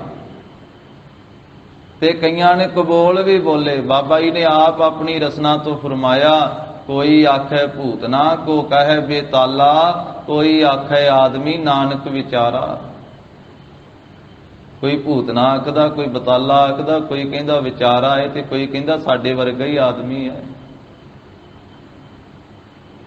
ਸੰਸਾਰ ਦੇ ਲੋਕਾਂ ਨੇ 10 ਪਾਤਸ਼ਾਹੀਆਂ ਦਾ ਇਤਿਹਾਸ ਪੜ੍ਹ ਲਈਏ। ਜਿਹੜੇ ਗੁਰੂ ਸਾਹਿਬਾਂ ਦਾ ਨਿਰਵੈਰ ਹਿਰਦਾ ਹੈ, ਕਿਸੇ ਨਾਲ ਕੋਈ ਵੈਰ ਨਹੀਂ। ਸੰਸਾਰ ਦੇ ਲੋਕਾਂ ਨੇ ਨਿਰਵੈਰ ਸਤਿਗੁਰਾਂ ਨਾਲ ਵੀ ਵੈਰ ਕੀਤਾ। ਧੰਨ ਸ੍ਰੀ ਗੁਰੂ ਅੰਗਦ ਦੇਵ ਸਾਹਿਬ ਮਹਾਰਾਜ ਨੂੰ ਈਰ ਖਾਲੂ ਤਪੇ ਨੇ, ਖਡੂਰ ਸਾਹਿਬ ਵਿੱਚ ਰਹਿਣ ਵਾਲੇ ਨੇ ਕਹਿ ਦਿੱਤਾ ਸੀ ਖਹਿਰਿਆਂ ਜੱਟਾਂ ਨੂੰ ਕਿ ਸ੍ਰੀ ਗੁਰੂ ਅੰਗਦ ਦੇਵ ਸਾਹਿਬ ਜੀ ਨੂੰ ਪਿੰਡ ਤੋਂ ਬਾਹਰ ਕੱਢ ਦਿਓ ਤੇ ਮੈਂ ਮੀਂਹ ਪਵਾ ਦਿਆਂਗਾ। ਆਪ ਬੇਨਤੀ ਕੀਤੀ ਸੀ ਤੇ ਮਹਾਰਾਜ ਸਾਹਿਬ ਜੀ ਨੇ ਆਖਿਆ ਸੀ ਭਾਈ ਸਾਡੇ ਇੱਥੇ ਰਹਿੰਦਿਆਂ ਕਈ ਵਾਰੀ ਮੀਂਹ ਪਿਆ ਹੈ, ਜੇ ਹੁਣ ਨਹੀਂ ਵਰਖਾ ਹੋਈ, ਨਹੀਂ ਮੀਂਹ ਪਿਆ ਤੇ ਪਰਮੇਸ਼ਰ ਦੀ ਰਜ਼ਾ, ਤੇ ਜੇ ਸਾਡੇ ਜਾਣ ਕਰਕੇ ਤੁਹਾਡਾ ਭਲਾ ਹੁੰਦਾ ਤੇ ਅਸੀਂ ਭਾਈ ਪਿੰਡ ਛੱਡ ਕੇ ਵੀ ਚਲੇ ਜਾਂਦੇ। ਹਾਲਾਂਕਿ ਸਾਡਾ ਘਰ ਵਾ, ਅਸੀਂ ਆਪਣੇ ਘਰੇ ਬੈਠੇ ਆ, ਕਿਸੇ ਦੇ ਘਰ ਵਿੱਚ ਨਹੀਂ ਬੈਠੇ। ਪਰ ਜੇ ਸਾਡਾ ਘਰ ਛੱਡ ਕੇ ਜਾਣ ਦੇ ਨਾਲ, ਖਡੂਰ ਸਾਹਿਬ ਛੱਡ ਕੇ ਜਾਣ ਦੇ ਨਾਲ ਤੁਹਾਡੀਆਂ ਫਸਲਾਂ ਬਚਦੀਆਂ ਵਾ, ਤੁਹਾਨੂੰ ਲਾਭ ਹੁੰਦਾ ਜ਼ਿਮੀਂਦਾਰੋ, ਨਗਰ ਨਿਵਾਸੀਓ, ਤੇ ਅਸੀਂ ਪਿੰਡ ਛੱਡ ਕੇ ਵੀ ਚਲੇ ਜਾਂਦੇ ਆ। ਬਾਬਾ ਬੁੱਢਾ ਸਾਹਿਬ ਤੇ ਨਾਲ ਦੇ ਸਿੱਖਾਂ ਨੂੰ ਆਖਿਆ ਸੀ, ਚੁੱਕੋ ਸਾਡਾ ਪਲੰਘਾ, ਤੇ ਧੰਨ ਸ੍ਰੀ ਗੁਰੂ ਅੰਗਦ ਦੇਵ ਸਾਹਿਬ ਜੀ ਮਹਾਰਾਜ ਖਡੂਰ ਸਾਹਿਬ ਛੱਡ ਕੇ ਜਿੱਥੇ ਛਾਪੜੀ ਸਾਹਿਬ ਹੈ ਇਧਰਲੇ ਪਾਸੇ ਆ ਗਏ ਸਨ। ਮਹਾਰਾਜ ਸਾਹਿਬ ਇੱਥੇ ਪੜਾਅ ਲਾਇਆ ਸੀ ਆ ਕੇ। ਭਾਵੇਂ ਬਾਅਦ ਵਿੱਚ ਉਹ ਤਪਾ ਮੀਂਹ ਨਹੀਂ ਸੀ ਪਵਾ ਸਕਿਆ, ਮੀਂਹ ਫਿਰ ਮਹਾਰਾਜ ਦੇ ਸੇਵਕ ਧੰਨ ਸ੍ਰੀ ਗੁਰੂ ਅਮਰਦਾਸ ਸਾਹਿਬ ਮਹਾਰਾਜ ਨੇ ਪਵਾਇਆ ਸੀ। ਉਹ ਤਪੇ ਨੂੰ ਵੀ ਉਹਦੀ ਕੀਤੀ ਦਾ ਫਲ ਭੁਗਤਾਇਆ ਸੀ। ਫਿਰ ਨਗਰ ਵਾਲਿਆਂ ਨੂੰ ਨਾਲ ਲਿਆ ਕੇ ਉਹਨਾਂ ਨੇ ਮਾਫੀ ਮੰਗੀ ਸੀ। ਫਿਰ ਮਾਫੀ ਮੰਗ ਕੇ ਮਹਾਰਾਜ ਨੂੰ ਵਾਪਸ ਲੈ ਕੇ ਗਏ ਸੀ ਖਡੂਰ ਸਾਹਿਬ ਦੇ ਵਿੱਚ। ਤੋ ਦਸਾਂ ਹੀ ਪਾਤਸ਼ਾਹੀਆਂ ਦਾ ਇਤਿਹਾਸ ਸਾਰੇ ਗੁਰੂ ਸਾਹਿਬਾਂ ਦੇ ਨਾਲ ਅਣਜਾਣ ਲੋਕਾਂ ਨੇ, ਈਰਖਾਲੂ ਲੋਕਾਂ ਨੇ ਵੈਰ ਕੀਤਾ, ਵਿਰੋਧ ਕੀਤਾ। ਧੰਨ ਸ੍ਰੀ ਗੁਰੂ ਅਮਰਦਾਸ ਸਾਹਿਬ ਮਹਾਰਾਜ ਸੇਵਾ ਕਰਦੇ, ਸਿਮਰਨ ਕਰਦੇ। ਜਦੋਂ ਸੇਵਕ ਰੂਪ ਦੇ ਵਿੱਚ 12 ਸਾਲ ਜਦੋਂ ਗਾਗਰ ਢੋਈ ਹੈ, ਦੂਜੇ ਪਾਤਸ਼ਾਹ ਦਾ ਇਸ਼ਨਾਨ ਕਰਾਇਆ, ਤੇ ਨਗਰ ਵਾਲੇ ਕਈ ਅਣਜਾਣ ਲੋਕ ਮਹਾਰਾਜ ਨੂੰ ਕਹਿੰਦੇ ਸੀ, ਇਹ ਤਾਂ ਨਿਮਾਣਾ ਹੈ, ਇਹ ਤਾਂ ਨਿਤਾਣਾ ਹੈ, ਕਹਿੰਦੇ ਸੀ ਇਹ ਤਾਂ ਨਿਥਾਵਾਂ ਹੈ, ਇਹ ਤਾਂ ਕੁੜਮਾਂ ਦੇ ਕੋਲੇ ਰਹਿੰਦਾ ਹੈ, ਇਸ ਨੂੰ ਥਾਂ ਕੋਈ ਨਹੀਂ। ਤੇ 12ਵੇਂ ਸਾਲ ਅਖੀਰਲੇ ਦਿਨ ਜਿੱਦਣ ਮੀਂਹ ਤੇ ਹਨੇਰੀ ਜ਼ੋਰ ਦੀ ਚੱਲ ਰਹੀ ਸੀ, ਤੇ ਸਵਾ ਪਹਿਰ ਦੇ ਤੜਕੇ ਜਦੋਂ ਮਹਾਰਾਜ ਸਾਹਿਬ ਜੀ ਜਲਦੀ ਗਾਗਰ ਭਰ ਕੇ ਵਾਪਸ ਖਡੂਰ ਸਾਹਿਬ ਆ ਗਏ ਸੀ, ਤੇ ਜੁਲਾਏ ਦੀ ਖੱਡੀ ਵਿੱਚ ਮਹਾਰਾਜ ਦਾ ਚਰਨ ਪਿਆ ਸੀ। ਇੱਕ ਵਾਰੀ ਡਿੱਗੇ ਸੀ ਕਿੱਲੇ ਨਾਲ ਲੜ ਕੇ, ਪਰ ਗਾਗਰ ਨਹੀਂ ਸੀ, ਜਲ ਨਹੀਂ ਸੀ ਡੁੱਲਣ ਦਿੱਤਾ। ਤੇ ਉਹ ਜੁਲਾਈ ਨੇ ਪੁੱਛਿਆ ਸੀ ਵੀ ਆ ਖੜਕਾ ਕਾਹਦਾ ਆਇਆ ਬਾਰ-ਬਾਰ, ਤੇ ਘਰ ਵਾਲੀ ਜੁਲਾਈ ਨੇ ਆਖਿਆ, ਉਹੀ ਹੋਣਾ ਨਿਥਾਵਾਂ, ਜਿਹਨੂੰ ਨਾ ਦਿਨੇ ਚੈਨ ਨਾ ਰਾਤ ਚੈਨ, ਕੁੜਮਾਂ ਦੀ ਟੁੱਕਰ ਖਾਂਦਾ ਤੇ ਇੱਧਰ ਉੱਧਰ ਤੁਰਿਆ ਫਿਰਦਾ। ਜਦੋਂ ਆਖਿਆ ਨਿਥਾਵਾਂ, ਤੇ ਮਹਾਰਾਜ ਦੇ ਮੁਖ ਚੋਂ ਬਚਨ ਨਿਕਲਿਆ ਸੀ ਇਹ ਆਵਾਜ਼ ਸੁਣ ਕੇ, ਉਹਦੀ ਗੱਲ ਸੁਣ ਕੇ, ਵੀ ਝੱਲੀਏ ਮੈਂ ਤਾਂ ਥਾਂ ਵਾਲਾ ਵਾਂ, ਮੈਨੂੰ ਤੇ ਸ੍ਰੀ ਗੁਰੂ ਨਾਨਕ ਸਾਹਿਬ ਦੇ ਘਰੇ ਥਾਂ ਮਿਲੀ ਆ, ਸ੍ਰੀ ਗੁਰੂ ਅੰਗਦ ਦੇਵ ਸਾਹਿਬ ਦੇ ਚਰਨਾਂ ਦੇ ਵਿੱਚ ਮੈਨੂੰ ਥਾਂ ਮਿਲੀ ਆ, ਏਦੋਂ ਵੱਡੀ ਤੇ ਥਾਂ ਹੀ ਦੁਨੀਆ ਵਿੱਚ ਨਹੀਂ, ਮੈਂ ਤੇ ਥਾਂ ਵਾਲਾ ਵਾਂ। ਝੱਲੀਏ ਆਖਣ ਦੀ ਦੇਰ ਸੀ, ਬਚਨ ਪੂਰਾ ਹੋਇਆ ਤੇ ਝੱਲ ਪੈ ਗਿਆ ਸੀ। ਜੁਲਾਈ ਆਪਣੇ ਬਸਤਰ ਪਾੜਨ ਲੱਗ ਪਈ ਸੀ। ਫਿਰ ਗੁਰੂ ਅੰਗਦ ਦੇਵ ਸਾਹਿਬ ਜੀ ਦੇ ਪਾਸ ਲੈ ਕਰਕੇ ਆਇਆ ਸੀ ਉਹਦਾ ਘਰ ਵਾਲਾ।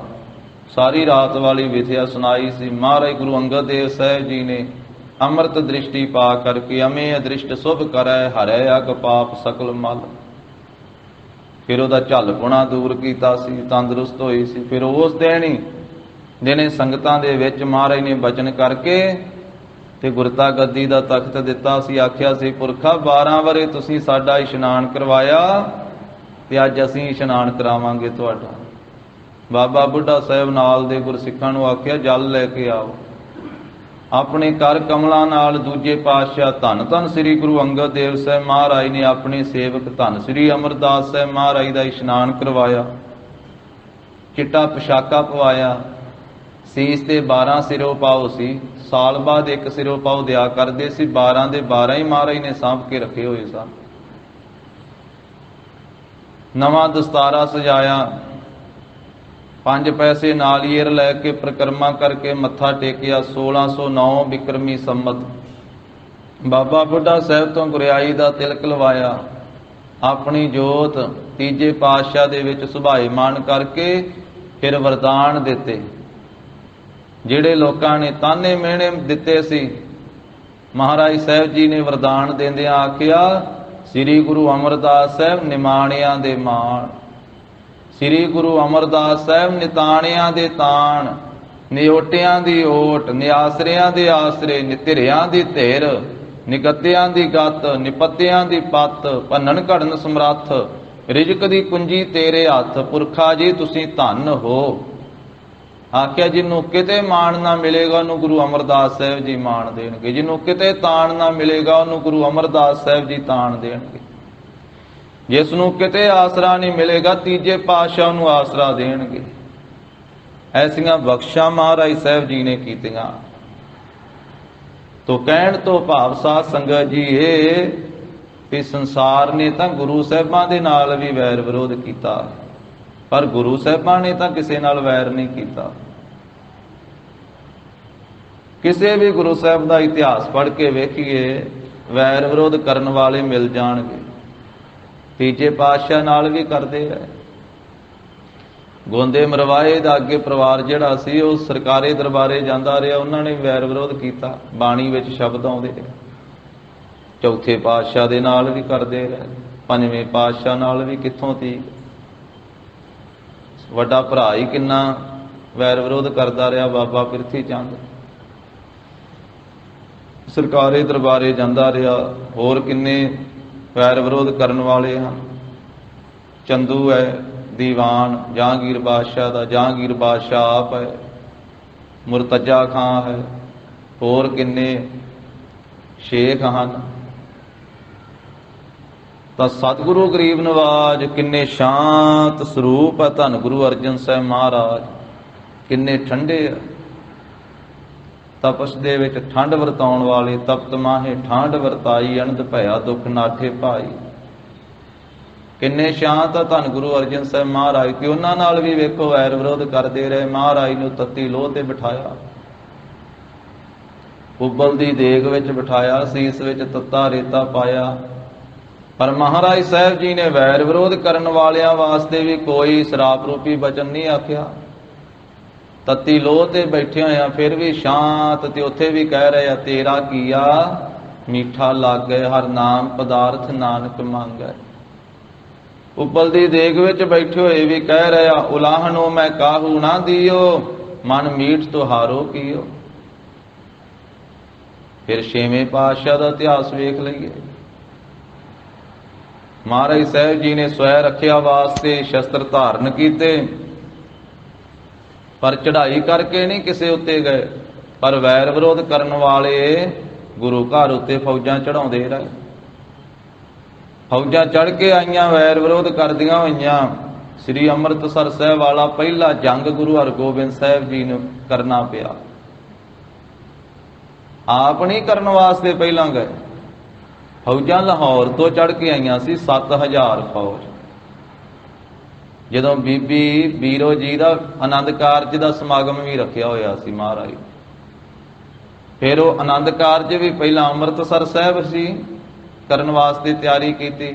ਜਦੋਂ ਜੰਗ ਯੁੱਧ ਦਾ ਸਮਾਂ ਬਣ ਗਿਆ ਤੇ ਫਿਰ ਗੁਰਸਿੱਖਾਂ ਨੂੰ ਭੇਜ ਕਰਕੇ ਕਿ ਤੁਸੀਂ ਬੀਬੀ ਜੀ ਨੂੰ ਲੈ ਕਰਕੇ ਝਬਾਲ ਪਹੁੰਚੋ ਤੇ ਅਸੀਂ ਇਹ ਜੰਗ ਫਤਿਹ ਕਰਕੇ ਝਬਾਲ ਆ ਜਾਵਾਂਗੇ। ਫਿਰ ਝਬਾਲ ਆ ਕਰਕੇ ਬੀਬੀ ਬੀਰੋ ਜੀ ਆਪਣੀ ਸੁਪੁੱਤਰੀ ਦਾ, ਆਪਣੀ ਧੀ ਦਾ ਮੀਰੀ ਪੀਰੀ ਦੇ ਮਾਲਕ ਗੁਰੂ ਹਰਗੋਬਿੰਦ ਸਾਹਿਬ ਜੀ ਨੇ ਆਨੰਦ ਕਾਰਜ ਕੀਤਾ। ਉਧਰੋਂ ਜੰਗ ਸਮਾਪਤ ਕਰਕੇ ਫਿਰ ਝਬਾਲ ਪਹੁੰਚੇ ਤੇ ਝਬਾਲ ਆ ਕੇ ਆਨੰਦ ਕਾਰਜ ਕੀਤਾ। ਜਿਹੜੀ ਬਰਾਤ ਜਾਣੀ ਸੀ ਉਹ ਪਹਿਲਾਂ ਅੰਮ੍ਰਿਤਸਰ ਸਾਹਿਬ ਹੀ ਜਾਣੀ ਸੀ। ਅੱਗੋਂ ਗੁਰਸਿੱਖਾਂ ਨੂੰ ਭੇਜ ਕਰਕੇ ਆਖਿਆ ਵੀ ਉੱਥੇ ਤੇ ਹੁਣ ਜੰਗ ਯੁੱਧ ਦਾ ਸਮਾਂ ਬਣ ਗਿਆ, ਤੁਸੀਂ ਝਬਾਲ ਆ ਜਾਓ ਤੇ ਇੱਥੇ ਆਨੰਦ ਕਾਰਜ ਹੋਵੇਗਾ। ਫਿਰ ਇਸੇ ਤਰ੍ਹਾਂ ਦੂਸਰਾ ਸ੍ਰੀ ਹਰਗੋਬਿੰਦਪੁਰ ਸਾਹਿਬ ਵਾਲਾ ਜੰਗ 15000 ਫੌਜ ਚੜ੍ਹ ਕੇ ਆਈ। ਤੀਸਰਾ ਗੁਰੂਸਰ ਮਹਾਰਾਜ ਵਾਲਾ 35000 ਫੌਜ, ਲੱਲਾ ਬੇਗ ਜੀ ਦੇ ਵਿੱਚ ਕਾਸਮ ਬੇਗ ਆਦਿਕ ਸੀ, ਉਹ ਚੜ੍ਹ ਕੇ ਆਏ। ਚੌਥਾ ਸ੍ਰੀ ਕਰਤਾਰਪੁਰ ਸਾਹਿਬ ਵਾਲਾ ਜੰਗ ਛੇਵੇਂ ਪਾਤਸ਼ਾਹ ਨੇ ਕੀਤਾ, 75000 ਫੌਜ ਚੜ੍ਹ ਕੇ ਆਈ। ਕੁਝ ਹੋਰ ਲੋਕ ਵਿੱਚ ਮਿਲੇ ਸੀ, ਲੱਖ ਦੇ ਲਾਗੇ ਗਿਣਤੀ ਹੋ ਗਈ ਸੀ। ਤੋ ਨਿਰਵੈਰ ਸਤਿਗੁਰਾਂ ਦੇ ਨਾਲ ਵੀ ਲੋਕ ਵੈਰ ਕਰਦੇ ਰਹੇ। ਦਸਮ ਪਾਤਸ਼ਾਹ ਉੱਤੇ ਵੇਖੋ ਕਿੰਨੀਆਂ ਫੌਜਾਂ ਚੜ੍ਹ ਕੇ ਅਨੰਦਪੁਰ ਸਾਹਿਬ ਆਉਂਦੀਆਂ ਰਹੀਆਂ। ਮਹਾਰਾਜ ਸਾਹਿਬ ਤਾਂ ਕਿਸੇ ਤੇ ਚੜ੍ਹ ਕੇ ਨਹੀਂ ਗਏ, ਪਰ ਗਰੀਬ ਨਵਾਜ ਸਾਹਿਬ ਨੇ ਆਪਣੀ ਬਾਣੀ ਵਿੱਚ ਫਰਮਾਇਆ, ਮਹਾਰਾਜ ਕਹਿੰਦੇ ਵੀ ਜਦੋਂ ਸਾਰੇ ਹੀਲੇ ਟੱਪ ਜਾਣ ਤੇ ਫਿਰ ਹਥਿਆਰ ਚੁੱਕਣਾ ਜਾਇਜ਼ ਆ। ਹੁਣ ਕਿੰਨਾ ਸ਼ਾਂਤੀ ਨਾਲ ਉਪਦੇਸ਼ ਦਿੱਤਾ, ਪਰ ਜਦੋਂ ਸ਼ਾਂਤੀ ਨਾਲ ਉਪਦੇਸ਼ ਦਿੰਦਿਆਂ ਵੀ ਕੋਈ ਤੱਤੀ ਲੋਹ ਤੇ ਬਿਠਾਉਂਦਾ ਹੈ ਤੇ ਫਿਰ ਮਹਾਰਾਜ ਕਹਿੰਦੇ ਮੀਰੀ ਪੀਰੀ ਦੀਆਂ ਤੇਗਾਂ ਪਾਉਣੀਆਂ ਪੈਂਦੀਆਂ। ਫਿਰ ਅੱਗੇ ਮਹਾਰਾਜ ਸਾਹਿਬ ਜੀ ਨੇ 7ਵੇਂ 8ਵੇਂ ਤੇ 9ਵੇਂ ਸਰੂਪ ਦੇ ਵਿੱਚ ਸ਼ਾਂਤੀ ਨਾਲ ਹੀ ਉਪਦੇਸ਼ ਦਿੱਤਾ ਤੇ 9ਵੇਂ ਪਾਤਸ਼ਾਹ ਮਹਾਰਾਜ ਸਾਹਿਬ ਜੀ ਨੂੰ ਫਿਰ ਕੁਰਬਾਨੀ ਕਰਨੀ ਪਈ, ਜਾ ਕੇ ਦਿੱਲੀ ਚਾਂਦਨੀ ਚੌਂਕ ਤਿਲਕ ਜੰਨੂ ਦੀ ਰਾਖੀ ਵਾਸਤੇ ਸ਼ਹਾਦਤ ਪ੍ਰਾਪਤ ਕੀਤੀ। ਤੇ ਫਿਰ ਦਸਮ ਪਾਤਸ਼ਾਹੀ ਨੇ ਫਿਰ ਖਾਲਸੇ ਦੀ ਸਿਰਜਣਾ ਕੀਤੀ, ਖਾਲਸੇ ਨੂੰ ਹਥਿਆਰਬੰਦ ਕੀਤਾ, ਸ਼ਸਤਰਧਾਰੀ ਕੀਤਾ। ਫਿਰ ਜਿਹੜੇ ਆਨੰਦਪੁਰ ਸਾਹਿਬ ਚੜ੍ਹ ਕੇ ਆਉਂਦੇ ਰਹੇ, ਹਾਰ ਕੇ ਜਾਂਦੇ ਰਹੇ। ਪਰ ਗੁਰੂ ਸਾਹਿਬ ਜੀ ਦਾ ਹਿਰਦਾ ਨਿਰਭਉ ਵੀ ਹੈ ਤੇ ਨਿਰਵੈਰ ਵੀ ਹੈ। ਨਾ ਕਿਸੇ ਦਾ ਭਉ ਆ, ਨਾ ਕਿਸੇ ਦਾ ਡਰ ਆ, ਤੇ ਨਾ ਕਿਸੇ ਨਾਲ ਸਤਿਗੁਰੂ ਜੀ ਵੈਰ ਕਰਦੇ। ਇਸੇ ਕਰਕੇ ਜਿਹੜੇ ਚੜ੍ਹ ਕੇ ਆਏ ਆਨੰਦਪੁਰ ਸਾਹਿਬ, ਜਿੱਥੇ ਉਹਨਾਂ ਦੇ ਨਾਲ ਗੁਰੂ ਕੇ ਸਿੰਘ ਲੋਹਾ ਲੈ ਰਹੇ ਆ, ਦੋ ਹੱਥ ਕਰ ਰਹੇ ਉਹਨਾਂ ਦੇ ਨਾਲ, ਉੱਥੇ ਮਹਾਰਾਜ ਦਾ ਹੀ ਸਿੱਖ ਭਾਈ ਕਨ੍ਹਈਆ ਉਹ ਪਾਣੀ ਸਾਰਿਆਂ ਨੂੰ ਹੀ ਪਿਆਈ ਆਉਂਦਾ, ਕੋਈ ਵੈਰ ਵਿਰੋਧ ਨਹੀਂ ਹਿਰਦੇ ਵਿੱਚ। ਜਦੋਂ ਸ਼ਿਕਾਇਤ ਵੀ ਕੀਤੀ ਗਈ ਤੇ ਬੇਨਤੀ ਕੀਤੀ ਤੇ ਆਖਿਆ, ਮਹਾਰਾਜ ਦਸਮ ਪਾਤਸ਼ਾਹ ਮੈਨੂੰ ਤਾਂ ਕੋਈ ਬਗਾਨਾ ਲੱਗਦਾ ਹੀ ਨਹੀਂ ਹੈ, ਮੈਂ ਤਾਂ ਪਿਆਸਿਆਂ ਦੇ ਮੂੰਹ ਵਿੱਚ ਪਾਣੀ ਪਿਉਣਾ, ਮੈਨੂੰ ਤੇ ਹਰ ਇੱਕ ਦੇ ਵਿੱਚੋਂ ਮਹਾਰਾਜ ਤੁਸੀਂ ਦਿਸਦੇ ਹੋ। ਇਹ ਗੁਰਮੁਖਤਾਈ ਦੀ ਦ੍ਰਿਸ਼ਟੀ ਭਾਈ ਕਨ੍ਹਈਆ ਜੀ ਨੂੰ ਪ੍ਰਾਪਤ ਹੋਈ। ਕਹਿਣ ਲੱਗੇ, ਜੀ ਮੈਨੂੰ ਕੋਈ ਬਗਾਨਾ ਦਿਸਦਾ ਹੀ ਨਹੀਂ, ਮੈਂ ਤਾਂ ਸਾਰੇ ਪਿਆਸਿਆਂ ਦੇ ਮੁਖ ਵਿੱਚ ਪਾਣੀ ਪਾਉਣਾ, ਮੈਨੂੰ ਤੇ ਹਰ ਇੱਕ ਦੇ ਵਿੱਚੋਂ ਸਤਿਗੁਰੂ ਤੁਸੀਂ ਹੀ ਦਿਸਦੇ ਹੋ। ਤੁਰਕ ਅਤੁਰਕ ਨਾ ਦਿਸਦਾ ਕੋਈ, ਮੈਨੂੰ ਕੋਈ ਤੁਰਕ ਅਤੁਰਕ ਨਹੀਂ ਦਿਸਦਾ। ਤਾਂ ਉਸ ਵੇਲੇ ਕਲਗੀਧਰ ਪਾਤਸ਼ਾਹ ਜੀ ਪ੍ਰਸੰਨ ਹੋਏ ਤੇ ਭਾਈ ਕਨ੍ਹਈਏ ਨੂੰ ਛਾਤੀ ਨਾਲ ਲਾਇਆ ਤੇ ਮਲਮ ਪੱਟੀ ਦਿੱਤੀ। ਕਹਿੰਦੇ ਜਿੱਥੇ ਪਾਣੀ ਪਿਆਉਣਾ ਨਾ, ਉੱਥੇ ਜ਼ਖਮੀਆਂ ਦੇ ਜ਼ਖਮਾਂ ਦੇ ਉੱਤੇ ਮਲਮ ਲਾ ਕੇ ਪੱਟੀ ਵੀ ਕਰ ਦਿਆ ਕਰ। ਧੰਨ ਸ੍ਰੀ ਗੁਰੂ ਗੋਬਿੰਦ ਸਿੰਘ ਜੀ ਮਹਾਰਾਜ। ਇੱਥੇ ਗਰੀਬ ਨਵਾਜ ਜਗਤ ਗੁਰੂ ਜੀ ਸਿੱਧਾਂ ਨੂੰ ਦੱਸ ਰਹੇ ਕਿ ਸਿੱਧੋ ਗੁਰਮੁਖ ਐਸੇ ਹੁੰਦੇ ਆ, ਉਹਨਾਂ ਦੇ ਹਿਰਦੇ ਵਿੱਚ ਵੈਰ ਵਿਰੋਧ ਨਹੀਂ ਹੁੰਦਾ, ਉਹ ਪੁਰਾਣਾ ਵੈਰ ਨਹੀਂ ਰੱਖਦੇ, ਨਵਾਂ ਨਵਾਂ ਵਿਰੋਧ ਜਿਹੜਾ ਹੈ ਉਹ ਵੀ ਨਹੀਂ ਰੱਖਦੇ। ਗੁਰਮੁਖਾਂ ਦਾ ਹਿਰਦਾ ਇਸ ਤਰ੍ਹਾਂ ਦਾ ਹੈ ਕਿ ਕੋਈ ਗੱਲ ਹੋ ਵੀ ਜਾਵੇ, ਕੋਈ ਝਗੜਾ ਹੋ ਵੀ ਜਾਵੇ, ਤੇ ਉਹਨਾਂ ਦਾ ਇਸ ਤਰ੍ਹਾਂ ਦਾ ਹਿਰਦਾ ਹੈ ਜਿਵੇਂ ਪਾਣੀ ਦੇ ਉੱਤੇ ਲਕੀਰ ਮਾਰੀਏ ਤੇ ਪਾਣੀ ਦੇ ਉੱਤੇ ਮਾਰੀ ਹੋਈ ਲਕੀਰ ਨਾਲੋਂ ਨਾਲ ਹੀ ਮਿਟ ਜਾਂਦੀ ਆ, ਕੋਈ ਉੱਤੇ ਉਹ ਬਣੀ ਨਹੀਂ ਰਹਿੰਦੀ ਹੈ, ਕੋਈ ਨਿਸ਼ਾਨ ਨਹੀਂ ਪੈਂਦਾ। ਪਾਣੀ ਤੇ ਲਕੀਰ ਮਾਰੋ ਨਾਲੇ ਨਾਲ ਹੀ ਮਿਟ ਗਈ। ਗੁਰਮੁਖਾਂ ਦਾ ਵੈਰ ਵਿਰੋਧ ਇੰਨੇ ਕੁ ਚਿਰ ਦਾ ਹੀ ਹੁੰਦਾ, ਉਹ ਗੰਢ ਬੰਨ ਕੇ ਨਹੀਂ ਰੱਖਦੇ। ਇਹ ਭਾਈ ਗੁਰਦਾਸ ਸਾਹਿਬ ਜੀ ਦੇ ਬਾਣੀ ਦੇ ਵਿੱਚ ਜ਼ਿਕਰ ਆਉਂਦਾ, ਉਹ ਕਹਿੰਦੇ ਮਨਮੁਖਾਂ ਦਾ ਜਿਹੜਾ ਵੈਰ ਵਿਰੋਧ ਵਾ ਉਹ ਪੱਥਰ ਦੀ ਲੀਕ ਦੀ ਤਰ੍ਹਾਂ, ਪੱਥਰ ਉੱਤੇ ਲਕੀਰ ਵੱਜ ਜਾਵੇ, ਫਿਰ ਪੱਥਰ ਜਿੰਨਾ ਚਿਰ ਹੈ ਮੌਜੂਦ ਉਹਨਾਂ ਚਿਰ ਲਕੀਰ ਉਹਦੇ ਉੱਤੇ ਬਣੀ ਰਹੇਗੀ। ਮਨਮੁਖਾਂ ਦਾ ਵੈਰ ਵਿਰੋਧ ਇਸ ਤਰ੍ਹਾਂ ਦਾ, ਜਿੰਨਾ ਚਿਰ ਸਰੀਰ ਉਹਨਾਂ ਦਾ ਕਾਇਮ ਰਹਿੰਦਾ ਸਾਰੀ ਉਮਰ ਵੈਰ ਵਿਰੋਧ ਭੁਲਾਉਂਦੇ ਹੀ ਨਹੀਂ ਗੇ। ਕੋਈ ਝਗੜਾ ਹੋ ਗਿਆ, ਕੋਈ ਗੱਲਬਾਤ ਹੋ ਗਈ, ਤੇ ਸਾਰੀ ਉਮਰ ਹੀ ਉਹ ਵੈਰ ਵਿਰੋਧ ਪੱਥਰ ਦੀ ਲਕੀਰ ਦੀ ਤਰ੍ਹਾਂ ਰਾਖੀ ਛੱਡਣਾ ਅੰਦਰ ਗੰਢ ਬੰਨ ਕੇ। ਤੇ ਗੁਰਮੁਖਾਂ ਦਾ ਨਾਲੋਂ ਨਾਲ ਹੀ ਜਿਵੇਂ ਪਾਣੀ ਉੱਤੇ ਲਕੀਰ ਮਾਰੀ ਨਾਲ ਦੀ ਨਾਲ ਹੀ ਮਿਟ ਗਈ। ਕੋਈ ਗੱਲਬਾਤ ਹੋ ਵੀ ਗਈ ਤੇ ਅਗਲੇ ਦਿਨ ਫੇਰ ਉਸੇ ਤਰ੍ਹਾਂ ਦੀ, ਕਿਉਂਕਿ ਇੱਕੋ ਹੀ ਪਿਤਾ ਵਾ, ਇੱਕੋ ਹੀ ਮਾਤਾ ਵਾ, ਇੱਕੋ ਹੀ ਮਾਂ ਪਿਓ ਦੇ ਪੁੱਤ ਵਾ। ਤੇ ਫਿਰ ਮਹਾਰਾਜ ਕਹਿੰਦੇ ਵੀ ਕਾਹਦਾ ਵੈਰ ਵਿਰੋਧ ਕਰਨਾ ਹੈ। ਏਕ ਪਿਤਾ ਏਕ ਸਕੇ ਹਮ ਬਾਰਿਕ, ਤੂੰ ਮੇਰਾ ਗੁਰ ਹਾਈ। ਇੱਕੋ ਹੀ ਸਾਰਿਆਂ ਦਾ ਪਿਤਾ ਪਰਮੇਸ਼ਰ ਆ। ਤੂੰ ਮੇਰਾ ਪਿਤਾ, ਤੂੰ ਹੈ ਮੇਰਾ ਮਾਤਾ, ਤੂੰ ਮੇਰਾ ਬੰਧਪ, ਤੂੰ ਮੇਰਾ ਭਰਾਤਾ, ਤੂੰ ਮੇਰਾ ਰਾਖਾ ਸਭਨੀ ਥਾਈ, ਤਾਂ ਭਉ ਕੇ ਹਾ ਕਾੜਾ ਜੀਓ। ਨਾਲੇ ਸੰਸਾਰ ਵਿੱਚ ਮਹਾਰਾਜ ਕਹਿੰਦੇ ਵੈਰ ਵਿਰੋਧ ਖੱਟਣ ਥੋੜਾ ਆਏ, ਆਪਾਂ ਆਏ ਤੇ ਭਾਈ ਬੰਦਗੀ ਕਰਨ ਵਾਸਤੇ ਆ, ਆਏ ਤਾਂ ਨਾਮ ਜਪਣ ਵਾਸਤੇ ਆ, ਤੇ ਵੈਰ ਵਿਰੋਧ ਕਰਕੇ ਜ਼ਿੰਦਗੀ ਦਾ ਸਮਾਂ ਐਵੇਂ ਕਿਉਂ ਖਰਾਬ ਕਰਨਾ। ਜਿਹੜੇ ਗੁਰੂ ਕੀ ਬਾਣੀ ਪੜ੍ਹਦੇ ਸੁਣਦੇ, ਗੁਰੂ ਕੀ ਬਾਣੀ ਦਾ ਕੀਰਤਨ ਕਰਦੇ ਤੇ ਸੁਣਦੇ, ਤੇ ਮਹਾਰਾਜ ਕਹਿੰਦੇ ਭਾਈ ਉਹਨਾਂ ਦੇ ਹਿਰਦੇ ਵਿੱਚੋਂ ਵੈਰ ਵਿਰੋਧ ਦੂਰ ਹੋ ਜਾਂਦਾ। ਵੈਰ ਵਿਰੋਧ ਮਿਟਾ ਹੈ ਤੇ ਮਨ ਤੇ, ਵੈਰ ਵਿਰੋਧ ਮਿਟਾ ਹੈ ਤੇ ਮਨ ਤੇ, ਵੈਰ ਵਿਰੋਧ ਮਿਟੇ ਮਨ ਤੇ, ਵੈਰ ਵਿਰੋਧ ਤੇ ਮਨ ਤੇ, ਵੈਰ ਵਿਰੋਧ ਮਿਟਾ ਹੈ ਤੇ ਮਨ ਤੇ, ਵੈਰ ਵਿਰੋਧ ਮਿਟਾ ਹੈ ਤੇ ਮਨ ਤੇ, ਵੈਰ ਵਿਰੋਧ ਮਿਟੇ ਤੇ ਮਨ ਤੇ, ਵੈਰ ਵਿਰੋਧ ਮਿਟੇ ਤੇ ਮਨ ਤੇ। ਹਰ ਗੁਰਮੁਖ ਕੀਰਤਨ ਜੋ ਸੁਣਤੇ, ਹਰ ਗੁਰਮੁਖ ਕੀਰਤਨ ਜੋ ਸੁਣਤੇ, ਹਰ ਗੁਰਮੁਖ ਕੀਰਤਨ ਜੋ ਸੁਣਤੇ, ਹਰ ਗੁਰਮੁਖ ਜੋ ਕੀਰਤਨ ਸੁਣਤੇ। ਮਹਾਰਾਜ ਕਹਿੰਦੇ ਜਿਹੜੇ ਗੁਰੂ ਕੀ ਬਾਣੀ ਦਾ ਕੀਰਤਨ ਸੁਣਦੇ ਆ ਸ਼ਰਧਾ ਭਾਵਨਾ ਦੇ ਨਾਲ, ਤੇ ਉਹਨਾਂ ਦੇ ਹਿਰਦੇ ਵਿੱਚੋਂ ਵੈਰ ਤੇ ਵਿਰੋਧ ਮੁੱਕ ਜਾਂਦਾ। ਗੁਰਮੁਖ ਵੈਰ ਵਿਰੋਧ ਗਵਾਵੇ। ਗੁਰਮੁਖਾਂ ਦੇ ਹਿਰਦੇ ਦੇ ਵਿੱਚ ਵੈਰ ਵਿਰੋਧ ਨਹੀਂ ਰਹਿੰਦਾ, ਉਹ ਵੈਰ ਤੇ ਵਿਰੋਧ ਨੂੰ ਗਵਾ ਦਿੰਦੇ, ਤਿਆਗ ਦਿੰਦੇ ਹਨ। ਗੁਰਮੁਖ ਸਗਲੀ ਗਣਤ ਮਿਟਾਵੇ। ਮਹਾਰਾਜ ਕਹਿੰਦੇ ਗੁਰਮੁਖ ਸਾਰੀਆਂ ਗਿਣਤੀਆਂ ਮਿਟਾ ਦਿੰਦੇ, ਉਹ ਗਿਣਤੀਆਂ ਮਿਣਤੀਆਂ ਵਿੱਚ ਨਹੀਂ ਪੈ ਰਹਿੰਦੇ, ਸੋਚਾਂ ਫਿਕਰਾਂ ਵਿੱਚ ਨਹੀਂ ਗੁਰਮੁਖ ਪੈਂਦੇ ਹਨ। ਸਾਰੀਆਂ ਹੀ ਗਣਤ ਜਿਹੜੀਆਂ ਗਿਣਤੀਆਂ ਵਾ, ਗਿਣਤੀਆਂ ਤੋਂ ਭਾਵ ਕਿ ਗਿਣਤੀ ਕਰੀ ਜਾਣਾ, ਵਾਧਾ ਘੱਟ ਸੋਚੀ ਜਾਣਾ, ਤੋ ਇਸੇ ਤਰੀਕੇ ਨਾਲ ਚਿੰਤਾ ਦੇ ਵਿੱਚ ਪੈ ਰਹਿਣਾ। ਗੁਰਮੁਖਾਂ ਨੇ ਸਾਰੀਆਂ ਹੀ ਗਿਣਤੀਆਂ ਮਿਟਾ ਦਿੱਤੀਆਂ, ਕਿਉਂਕਿ ਉਹ ਚਿੰਤਨ ਕਰਦੇ ਆ, ਚਿੰਤਾ ਨਹੀਂ ਕਰਦੇ। ਮਹਾਰਾਜ ਕਹਿੰਦੇ ਭਾਈ ਤੂੰ ਚਿੰਤਾ ਨਾ ਕਰਿਆ ਕਰ, ਚਿੰਤਨ ਕਰਿਆ ਕਰ, ਵਾਹਿਗੁਰੂ ਪਰਮੇਸ਼ਰ ਨੂੰ ਚੇਤੇ ਕਰਿਆ ਕਰ। ਗੁਰਮੁਖ ਪਰਮੇਸ਼ਰ ਨੂੰ ਚੇਤੇ ਕਰਦੇ, ਉਹ ਕਹਿੰਦੇ ਵਾਹਿਗੁਰੂ ਦਾ ਹੁਕਮ ਹੈ, ਵਰਤ ਰਿਹਾ ਹੈ, ਭਾਣਾ ਹੈ, ਜੋ ਉਹਨੇ ਕਰਨਾ ਹੈ ਉਹ ਕਰ ਰਿਹਾ, ਉਹੀ ਕੁਝ ਉਹਨੇ ਕਰਨਾ ਹੈ। ਅਸੀਂ ਭਾਵੇਂ ਸੋਚੀਏ ਭਾਵੇਂ ਨਾ ਸੋਚੀਏ। ਭਗਤ ਕਬੀਰ ਸਾਹਿਬ ਕਹਿੰਦੇ ਆਪਾਂ ਤੇ ਚਿਤਵਣੀਆਂ ਕਰਨੀਆਂ ਛੱਡ ਹੀ ਦਿੱਤੀਆਂ, ਕਹਿੰਦੇ ਚਿੰਤਨ ਕਰੀਦਾ ਹੁਣ। ਕਬੀਰ ਜੋ ਮੈਂ ਚਿਤਵੋ ਨਾ ਕਰੈ, ਕਿਆ ਮੇਰੇ ਚਿਤਵੇ ਹੋਏ, ਆਪਣਾ ਚਿਤਵਿਆ ਹਰ ਕਰੈ, ਜੋ ਮੇਰੇ ਚਿਤ ਨਾ ਹੋਏ।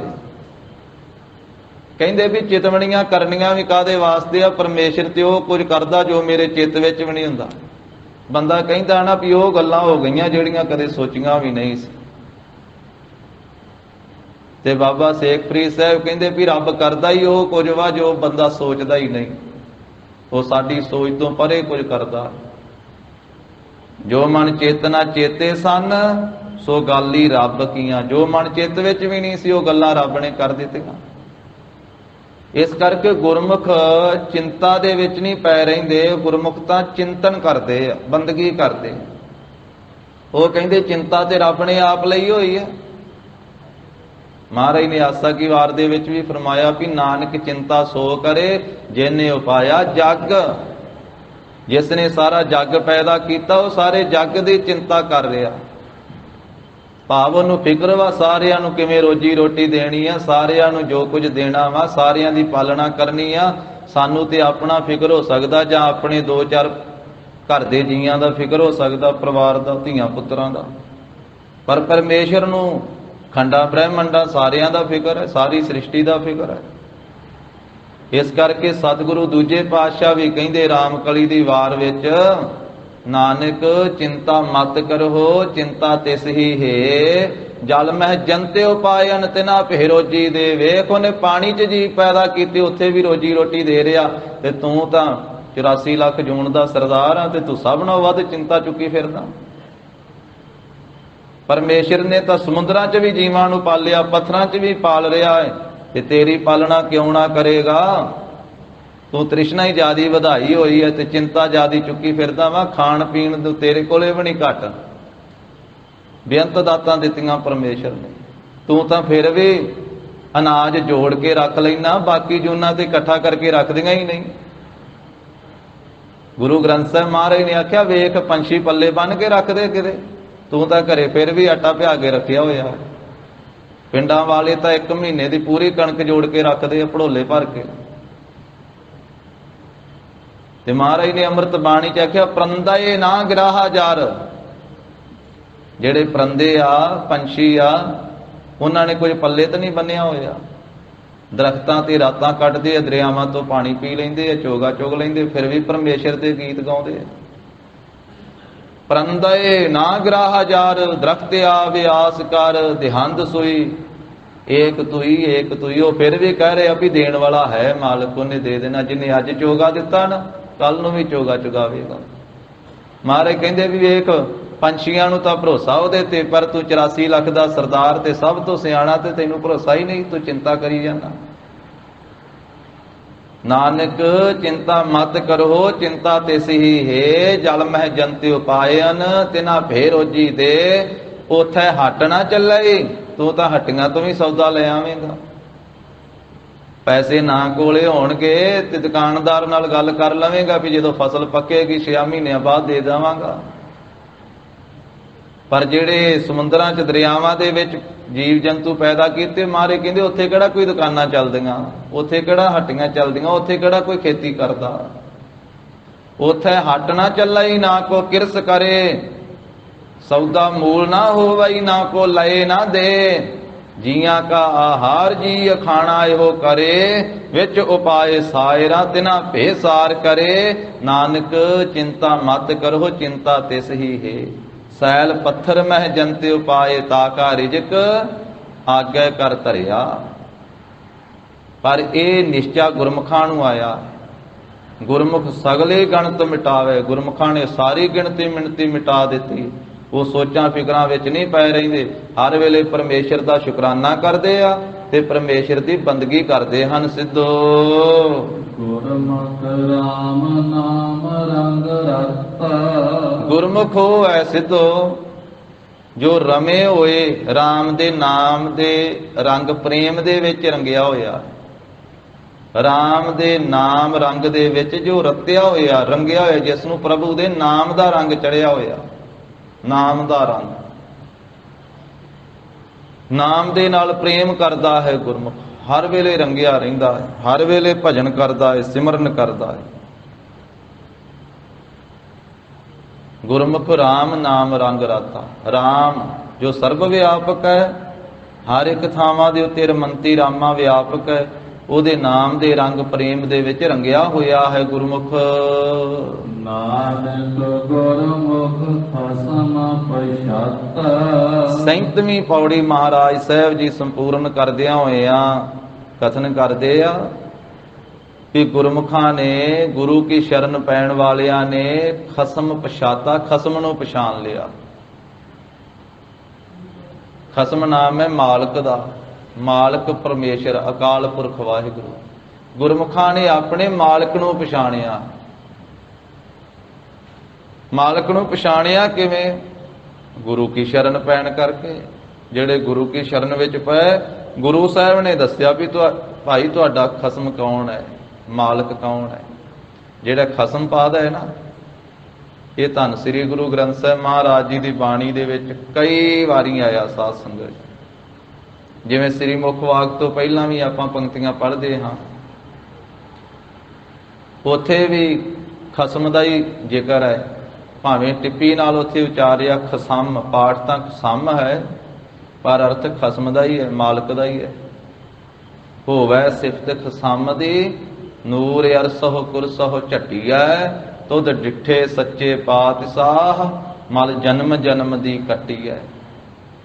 ਇਸੇ ਤਰ੍ਹਾਂ ਮਹਾਰਾਜ ਸਾਹਿਬ ਜੀ ਕਹਿੰਦੇ ਹਨ, ਸੰਸਾਰ ਦੀ ਹਾਲਤ ਕਥਨ ਕਰਦਿਆਂ ਹੋਏ ਅੰਮ੍ਰਿਤ ਬਾਣੀ ਦੇ ਅੰਦਰ, ਵੀ ਜਿਹੜੇ ਜੀਵ ਆਪਣੇ ਮਾਲਕ ਨੂੰ ਛੱਡ ਕੇ, ਪਰਮੇਸ਼ਰ ਨੂੰ ਛੱਡ ਕੇ ਦੂਜੇ ਪਾਸੇ ਜਿਨ੍ਹਾਂ ਨੇ ਪ੍ਰੇਮ ਪਾ ਲਿਆ, ਦੂਜੇ ਪਾਸੇ ਲੱਗ ਗਏ, ਉਹ ਜੀਵ ਰੂਪੀ ਵਣਜਾਰੇ ਡੁੱਬ ਗਏ ਸੰਸਾਰ ਸਮੁੰਦਰ ਦੇ ਵਿੱਚ। ਖਸਮ ਛੋੜ ਦੂਜਾ ਲੱਗੇ, ਡੁੱਬੇ ਸੇ ਵਣਜਾਰਿਆ।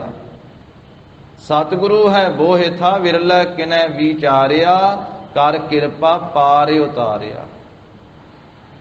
ਖਸਮ ਪਰਮੇਸ਼ਰ ਹੈ ਸਭ ਦਾ, ਮਾਲਕ ਵਾਹਿਗੁਰੂ ਹੈ, ਪਰ ਪਛਾਣਿਆ ਕਿਹਨਾਂ ਨੇ ਆ ਉਸ ਨੂੰ? ਮਹਾਰਾਜ ਕਹਿੰਦੇ ਨਾਨਕ ਗੁਰਮੁਖ ਖਸਮ ਪਛਾਤਾ। ਗੁਰਮੁਖਾਂ ਨੇ ਉਸ ਖਸਮ ਨੂੰ ਪਛਾਣਿਆ, ਉਸ ਮਾਲਕ ਨੂੰ ਪਛਾਣਿਆ ਕਿ ਉਹ ਪਰਮੇਸ਼ਰ ਵਾਹਿਗੁਰੂ ਮਾਲਕ ਹੈ ਸਾਡਾ। ਉਸੇ ਨੇ ਸਾਨੂੰ ਪੈਦਾ ਕੀਤਾ, ਉਹੀ ਸਾਡੀ ਪਾਲਣਾ ਕਰ ਰਿਹਾ ਤੇ ਉਸੇ ਨੇ ਸਾਡਾ ਖਾਤਮਾ ਵੀ ਉਹਨੇ ਹੀ ਕਰਨਾ। ਸਾਰੀ ਸ੍ਰਿਸ਼ਟੀ ਦੀ ਰਚਨਾ ਕਰਨ ਵਾਲਾ ਵੀ ਉਹ ਖਸਮ ਮਾਲਕ ਪਰਮੇਸ਼ਰ ਹੈ, ਸਾਰੀ ਸ੍ਰਿਸ਼ਟੀ ਦੀ ਪਾਲਣਾ ਵੀ ਉਹ ਕਰਦਾ ਹੈ ਤੇ ਸਾਰੀ ਸ੍ਰਿਸ਼ਟੀ ਦਾ ਖਾਤਮਾ ਵੀ ਉਹ ਵਾਹਿਗੁਰੂ ਆਪ ਹੀ ਕਰਦਾ। ਇਸ ਕਰਕੇ ਉਹ ਗੁਰਮੁਖਾਂ ਨੇ ਉਸ ਖਸਮ ਨੂੰ ਪਛਾਣਿਆ, ਗੁਰੂ ਕੀ ਸ਼ਰਨ ਵਿੱਚ ਪੈ ਕੇ, ਗੁਰੂ ਦਾ ਉਪਦੇਸ਼ ਲੈ ਕਰਕੇ। ਗੁਰੂ ਸਾਹਿਬ ਨੇ ਦੱਸ ਦਿੱਤਾ, ਹਰ ਕੀ ਤੁਮ ਸੇਵਾ ਕਰੋ, ਦੂਜੀ ਸੇਵਾ ਕਰੋ ਨਾ ਕੋਏ ਜੀ। ਹਰ ਕੀ ਸੇਵਾ ਤੇ ਮਨਹੁ ਚਿੰਦਿਆ ਫਲ ਪਾਈਐ, ਦੂਜੀ ਸੇਵਾ ਜਨਮ ਬਿਰਥਾ ਜਾਏ ਜੀ। ਗੁਰੂ ਸਾਹਿਬ ਜੀ ਨੇ ਦੱਸ ਦਿੱਤਾ ਵੀ ਖਾਲਸਾ ਜੀ, ਤੁਸੀਂ ਉਸ ਮਾਲਕ ਦੇ ਲੜ ਲੱਗਣਾ ਹੈ, ਜਾਗਤ ਜੋਤ ਨੂੰ ਜਪਣਾ ਹੈ। ਜਾਗਤ ਜੋਤ ਜਪੈ ਨਿਸ ਬਾਸੁਰ, ਏਕ ਬਿਨਾ ਮਨ ਨੈਕ ਨਾ ਆਨੈ, ਪੂਰਨ ਪ੍ਰੇਮ ਪ੍ਰਤੀਤ ਸਜੈ, ਬ੍ਰਤ ਗੋਰ ਮੜੀ ਮਟ ਭੂਲ ਨਾ ਮਾਨੈ। ਬਰਤਾਂ ਨੂੰ ਮੜੀਆਂ ਮੱਟਾਂ ਨੂੰ ਭੁੱਲ ਕੇ ਨਹੀਂ ਮੰਨਣਾ। ਬਿਨ ਕਰਤਾਰ ਨਾ ਕਿਰਤਮ ਮਾਨੋ, ਆਦ ਅਜੋਨ ਅਜਾਇਆ ਵਿਨਾਸੀ, ਤਿਹ ਪਰਮੇਸ਼ਰ ਜਾਨੋ। ਇਹ ਗੁਰਮੁਖਾਂ ਨੇ ਉਸ ਖਸਮ ਨੂੰ, ਉਸ ਮਾਲਕ ਨੂੰ ਪਛਾਣਿਆ ਜੋ ਸਾਰੀ ਸ੍ਰਿਸ਼ਟੀ ਦਾ ਮਾਲਕ ਪਰਮੇਸ਼ਰ ਹੈ, ਵਾਹਿਗੁਰੂ ਹੈ। ਤੋ ਸਤਿਗੁਰੂ ਜੀ ਨੇ ਪਵਿੱਤਰ ਉਪਦੇਸ਼ ਬਖਸ਼ਿਆ। ਗੁਰੂ ਜੀ ਕੀ ਅਗਾਧ ਬੋਧ ਬਾਣੀ ਕੀ ਵਿਚਾਰ ਸਾਂਝੀ ਕਰਦਿਆਂ ਹੋਈਆਂ ਭੁੱਲਾਂ ਚੁੱਕਾਂ ਦੀ ਸਤਿਗੁਰੂ ਜੀ ਗੁਰ ਸੰਗਤ ਜੀ ਖਿਮਾ ਦੇਣੀ। ਆਪ ਜੀ ਦੀ ਸੇਵਾ ਦੇ ਵਿੱਚ ਅਦਬ ਸਹਿਤ ਬੇਨਤੀ ਹੈ, ਜਿਵੇਂ ਅੰਮ੍ਰਿਤ ਵੇਲੇ ਲੜੀਵਾਰ ਧੁਰ ਕੀ ਬਾਣੀ ਦੀ ਕਥਾ ਚੱਲ ਰਹੀ ਹੈ, ਸ਼ਾਮ ਵੇਲੇ ਗੁਰੂ ਕੇ ਇਤਿਹਾਸ ਦੀ ਲੜੀਵਾਰ ਕਥਾ ਚੱਲ ਰਹੀ ਹੈ, ਸ੍ਰੀ ਗੁਰਪ੍ਰਤਾਪ ਸੂਰਜ ਗ੍ਰੰਥ। ਔਰ ਸ਼ਾਮ ਦੀ ਕਥਾ ਦੇ 13 ਤਰੀਕ ਨੂੰ ਸਾਧ ਸੰਗਤ ਜੀ ਭੋਗ ਸੰਪੂਰਨ ਹੋਣਗੇ, ਕਥਾ ਦੀ ਸਮਾਪਤੀ ਹੋਵੇਗੀ। 13 ਤਰੀਕ ਨੂੰ ਸਮਾਪਤੀ ਦਾ ਸਮਾਗਮ ਹੈ। ਅੱਜ 10 ਤਰੀਕ ਹੈ। 13 ਤਰੀਕ ਦਿਨ ਸੋਮਵਾਰ ਨੂੰ ਸ਼ਾਮ ਦੀ ਕਥਾ ਦੀ ਸਮਾਪਤੀ ਹੋਵੇਗੀ, ਸੰਪੂਰਨਤਾ ਹੀ ਹੋਵੇਗੀ। ਔਰ ਫਿਰ ਗੁਰੂ ਮਹਾਰਾਜ ਸਾਹਿਬ ਜੀ ਦੇ ਚਰਨ ਕਮਲਾਂ ਪਾਸ ਅਰਦਾਸ ਬੇਨਤੀ ਹੋ ਕੇ ਤੇ ਜਗਤ ਗੁਰੂ ਪਹਿਲੇ ਪਾਤਸ਼ਾਹ ਧੰਨ ਧੰਨ ਸ੍ਰੀ ਗੁਰੂ ਨਾਨਕ ਦੇਵ ਸਾਹਿਬ ਮਹਾਰਾਜ ਜੀ ਦੇ ਇਤਿਹਾਸ ਤੋਂ ਫਿਰ ਆਰੰਭ ਤੋਂ ਕਥਾ ਆਰੰਭ ਹੋਵੇਗੀ ਸਾਧ ਸੰਗਤ ਜੀ। ਤੇ 13 ਤਰੀਕ ਦੇ ਸਮਾਗਮ ਦੇ ਵਿੱਚ ਗੁਰੂ ਕੀਆਂ ਸੰਗਤਾਂ ਨੇ ਆਪ ਜੀ ਨੇ ਪਹੁੰਚਣ ਦੀ ਕਿਰਪਾਲਤਾ ਕਰਨੀ। ਜੋ ਸ਼ਾਮ ਦਾ ਕਥਾ ਦਾ ਸਮਾਂ 5 ਤੋਂ 6 ਵਜੇ ਦਾ ਹੈ, ਉਹਦੇ ਵਿੱਚ ਹੀ ਸਮਾਪਤੀ ਹੋ ਕੇ ਤੇ ਫਿਰ ਸਾਧ ਸੰਗਤ ਜੀ ਆਰੰਭਤਾ ਹੋਵੇਗੀ। ਇਹ ਬੇਨਤੀ ਪ੍ਰਵਾਨ ਕਰਨੀ ਜੀ। ਅਖੀਰਲੀਆਂ ਪੰਕਤੀਆਂ ਦਾ ਜਾਪ ਕਰੀਏ ਜੀ। ਗੁਰਮੁਖ ਰਾਮ ਨਾਮ ਰੰਗ ਰਤਾ, ਨਾਨਕ ਗੁਰਮੁਖ ਖਸਮ ਪਛਾਤਾ। ਵਾਹਿਗੁਰੂ ਜੀ ਕਾ ਖਾਲਸਾ, ਵਾਹਿਗੁਰੂ ਜੀ ਕੀ ਫਤਿਹ।